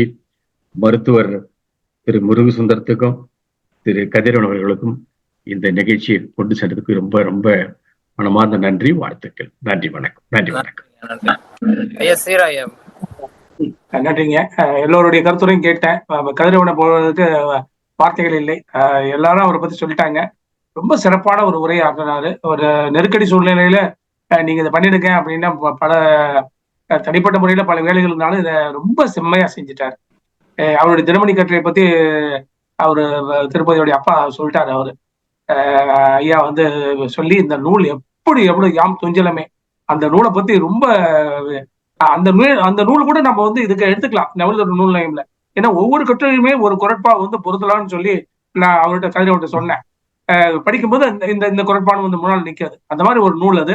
அது காலம் வரும்போது நம்ம அதை பார்ப்போம். அப்ளைடு திருக்குறள் நான் சொல்லுவேன். அதை அப்ளைடு திருக்குறள்ல தான் அந்த அந்த அந்த நூல் அது. திருக்குறள் எழுதினா மட்டும் திருக்குறள் அது திருக்குறள் சார்ந்த நூல் இல்லை. ஏன்னா வள்ளுவம் வந்து வாழ்வியல் சார்ந்தது. இன்னைக்கு நிகழ்ச்சியை பொறுத்த வரைக்கும் அவர் முருகசுந்தரம் பார்வை எனக்கு உண்மையிலேயே வந்து இன்னைக்கு நான் பல குரல் சொல்லும் போது எனக்கு டக்குன்னு மனசப்பட்டது இந்த உற்றநோய் இயக்கி உறாமை உட்காங்கும் பெற்றியார் பேணிக்கொள்ளல் வந்து ஒரு நோய் உற்ற ஒரு பார்வையிலிருந்து பாக்குறேன். ஒரு மருத்துவர் என்னன்னா மருத்துவர் பார்வையில மட்டும் இந்த நூல்ல பார்க்க கிடையாது. அந்த மருத்துவத்தில் இருக்கக்கூடிய 4 கூறுகள் இருக்கு இல்லையா, அந்த 4 கூறுகளையும் பாக்குறேன். பிறவி பிணிக்கு மருந்து வந்து வள்ளுவர் கொடுக்கறது தான். வள்ளுவம் தான் வந்து பிறவி பிணிக்கே மருந்து. அந்த பிறவி பிணி தொடங்கி பெரிய பிணி வரைக்கும் எதுக்கு மருந்து? ஒரே மருந்து. இந்த பெனாசியா ஃபார் ஆல் அப்படின்னு சொல்லுவாங்க இல்லையா ஆங்கிலத்துல. ஒரு மருந்து சாப்பிட்டா எல்லா நோயும் குணமாகும். ஏன்னா அந்த மாத்திரை யார் யாருக்கு எப்படி எப்படி வேலை செய்யணுமோ அப்படி வேலை செய்யாது. அவன் இந்த 4 பார்வையில பார்த்ததுல அந்த நோயுற்ற ஒரு பார்வையில இருந்து பார்த்து நல்ல டாக்டரா பார்த்து பிடிச்சிருப்பா பிடிச்சிருந்த டாக்டர் உற்றாதுன்னு சொன்னது ரொம்ப அருமையா இருந்தது. அதே மாதிரிதான் ஒவ்வொரு பகுதியுமே அது அந்த விதியின் தூதுவன் அது எல்லாமே ரொம்ப அழகான ஒரு சொல்லாட்சி அது. இப்ப வள்ளுவத்தை பாத்தீங்கன்னா ஆரம்ப காலகட்டத்துல இலக்கியங்களும் காப்பியங்களும் வள்ளுவத்தை எடுத்து கொண்டாடியது. அது ஒரு காலம். அதுக்கு அடுத்தது வந்து சமயங்கள், பல்வேறு சமயங்கள் வந்து வள்ளுவத்தை எடுத்து கொண்டாடி தங்களுடையதுன்னு சொல்லி கொண்டாடிச்சு. முதல்ல புலவர்கள் கொண்டாடினார்கள். அடுத்தது வந்து சமயங்கள், காப்பியங்கள் இதெல்லாம் கொண்டாடிச்சு. அப்புறம் இப்ப அதுக்கு அடுத்த ஒரு இப்ப என்ன காலகட்டம் எடுத்ததுன்னா துறைதோறும் வள்ளுவம்.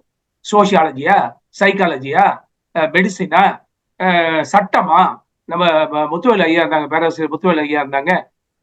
சட்டக்கூறுகளை பத்தி அவர் பேசினார், ஒரு நூலை பத்தி பேசினார். அப்பயே பேசினார். சுப்பிரமணியம்னு நினைக்கிறேன். ஒரு அம்பாசமுத்திரத்தை சேர்ந்த ஒரு 100 ஆண்டுகளுக்கு முன்னாலேயே இருந்தவர். அவரு ஒரு நூல் இருக்க சட்டக்கூறுகள்னு. என்ன கேட்டா மருத்துவம் வந்து கொஞ்சம் லேட்டா தான் உள்ள நுழைஞ்சிருக்குது. ஆனா லேட்டால நுழைஞ்சாலும் லேட்டஸ்டா நுழைஞ்சிருக்குது. நாங்க யாரையும் எல்லாத்தையும் விட விஞ்சி போயிடுவோம்னு சொல்லிட்டு சட்டத்தெல்லாம் தூக்கி சாப்பிட்டு நம்ம மருத்துவ நண்பர்கள் தான் வந்து ரொம்ப அவங்கவுங்க பார்வையில பாக்குறாங்க. நம்ம வள்ளுவ நூல்ல கூட பார்த்தோம். இந்த துறைதோறும் வள்ளுவத்துல இப்ப வந்து இப்ப நம்ம மருத்துவத்தை பார்த்துட்டு இருக்கோம். அதுல ரொம்ப அருமையா இருந்தது அது. வேற மற்றபடி இது வந்து நண்பர் சந்தியா நாராயணன் அடிக்கடி சொல்லுவாரு, வள்ளுவத்தை வந்து 9 to 5 மேனுக்கு கொண்டு போற மாதிரி, சும்மா போற போக்குல படிச்சுட்டு போற மாதிரி நம்ம வள்ளுவத்தை கொண்டு போனோம் அப்படின்னு சொல்லிட்டு இருப்பாரு. அது வந்து மலினப்படுத்துவதில்லை, எளிமைப்படுத்தி அவருக்கும் நமக்கும் வள்ளுவருக்கும் நமக்கும் வள்ளுவத்துக்கும் நமக்கும் உள்ள இடைவெளியை குறைக்கிறதுக்கான முயற்சி அது. அந்த முயற்சியில இந்த கட்டுரைகள் வந்து அதாவது இன்னும் கூட ஒரு கட்டுரை ஒரு நூல் ஒன்று பகிர்ந்திருந்தேன். அவர் என்ன பண்ணுறாரு, 133 அதிகாரத்திலையும் ஒவ்வொரு குரலை எடுத்து அதை ஒரு மருத்துவர் பார்வையை பார்த்து, சித்த மருத்துவ பார்வையை பார்த்து அதை வந்து வள்ளுவர் திருக்குறளில் தமிழ் மருத்துவம்னு ஒரு நூல் மதுரைக்காரர் எழுத்த சித்த டாக்டர் நேரம் வரும்போது அதையும் நம்ம ரிவ்யூ பண்ணுவோம் அந்த நூல். அது அப்ப அந்த சூத்திரம் மாதிரி வாசை குழந்தைசாமி சொல்ற மாதிரி ஒவ்வொரு திருக்குறளும் ஒரு சூத்திரம். அது ஒரு மருத்துவர் பார்க்கும்போது அவருக்கு ஒரு பார்வை புலனாகும், ஒரு பொறியாளர் பார்க்கும்போது அவருக்கு ஒரு பார்வை புலனாகும், சோம வீரப்பன் மாதிரி இருக்கவங்க பார்க்கும்போது அவருக்கு ஒரு மேலாண்மை கருத்து புலனாகும். இப்படி ஒவ்வொருத்தருக்கும் வந்து ஒவ்வொரு பார்வை புலனாகும். ஒவ்வொரு பார்வையும் சரியான பார்வை. அந்த வகையில இன்னைக்கு வந்து ரொம்ப சிறப்பான நூல் அறிமுகம். நூல் ரொம்ப எளிய அதே சமயத்துல ஆழமான நூல். அது ரொம்ப மகிழ்ச்சியா இருந்தது. உரை நிகழ்த்திய கதிரவனுக்கும் ஒரு மருத்துவர் முருகசுந்தரத்துக்கு அவர் திருப்பதி தான் கொண்டு வந்தாரு. அவர் கதிரவனும் பேசினாரு. நீங்க நிகழ்ச்சியில ஏன்னா ரொம்ப வெள்ளிக்கிழமை சாயந்தரம் ரொம்ப பிஸியா இருப்பாங்க, எல்லா மருத்துவர்களும் பிஸியா இருப்பாங்க. இருந்தாலும் வந்து கலந்துக்கிட்டு அது ஏற்பொழி மாதிரி நிகழ்த்தினாரு. அவருக்கு மீண்டும் ஒரு முறை நன்றி பொன்னியின் செல்வன். நன்றி உரைக்கு போயிடலாம். இன்று மாலை வந்து இந்த டாக்டர் வள்ளுவர் அப்படின்ற புத்தகத்தை எழுதின திரு டாக்டர் முருகசுந்தரம் ஐயா அவர்களுக்கு எங்களுடைய மனமார்ந்த நன்றியை தெரிவித்துக் கொள்கிறோம். சிறப்பான புத்தகங்க, சிறப்பான கட்டுரைகள். அதை வந்து ரொம்ப சிறப்பாக நயவுரை செய்தார் வந்து நம்ம பொறியாளர் கதிரவன் ஐயா. ஒரு மருத்துவர் புத்தகத்தை ஒரு பொறியாளர் வந்து நயவுரை செய்து எல்லாருக்கும் வந்து விருந்தே படைச்சிருக்கீங்க. அதற்காக உங்கள் 2 பேருக்கும் எங்களுடைய மனமார்ந்த நன்றியை தெரிவித்துக் கொள்கிறோம். இந்த இந்த நிகழ்ச்சிக்கு வரவேற்பு நல்கியோம் நய உரை ஆசிரியரை அறிமுகம் செய்த திரு பொன்னியின் செல்வன் அவர்களுக்கும், அடுத்ததாக இந்த நிகழ்ச்சியில் வந்து தங்களுடைய கருத்துக்களை, சிறப்பான கருத்துக்களை தந்து இந்த நிகழ்ச்சியை சிறப்பூட்டிய அனைத்து பெருமக்களுக்கும், சான்றோர்களுக்கும் எங்கள் வலைத்தமிழ் கற்க கசடர்கள் வள்ளுவர் குரல் குழுமம் சார்பாக எங்களுடைய மனமார்ந்த நன்றியை தெரிவித்துக் கொள்கிறோம். இந்த நிகழ்ச்சியை பதிவு செய்து உலகெங்கும் பரவ செய்ய போகின்ற திரு சுரேஷ் அவர்களுக்கு எங்களுடைய மனமார்ந்த நன்றி. அடுத்த வாரம் இதே நேரம் இன்னொரு நிகழ்ச்சியில் நாம் அனைவரும் சந்திப்போம். இந்த இந்த மீண்டும் ஒரு முறை இந்த ஆசிரியருக்கு எங்களுடைய மனமார்ந்த நன்றியையும் டாக்டர் மருத்துவர் முருகசுந்தரம் ஐயா அவர்களுக்கும், இந்த நிகழ்ச்சியில் தங்கள் கருத்துக்களை பகிர்ந்து கொண்ட அனைத்து மருத்துவர்களுக்கும், முக்கியமாக அனைவருக்கும், திரு கதிரவன் அவர்களுக்கும் மீண்டும் ஒரு முறை எங்களுடைய மனமார்ந்த நன்றியை தெரிவித்துக் கொண்டு விடைபெறுகிறோம். நன்றி, வணக்கம்.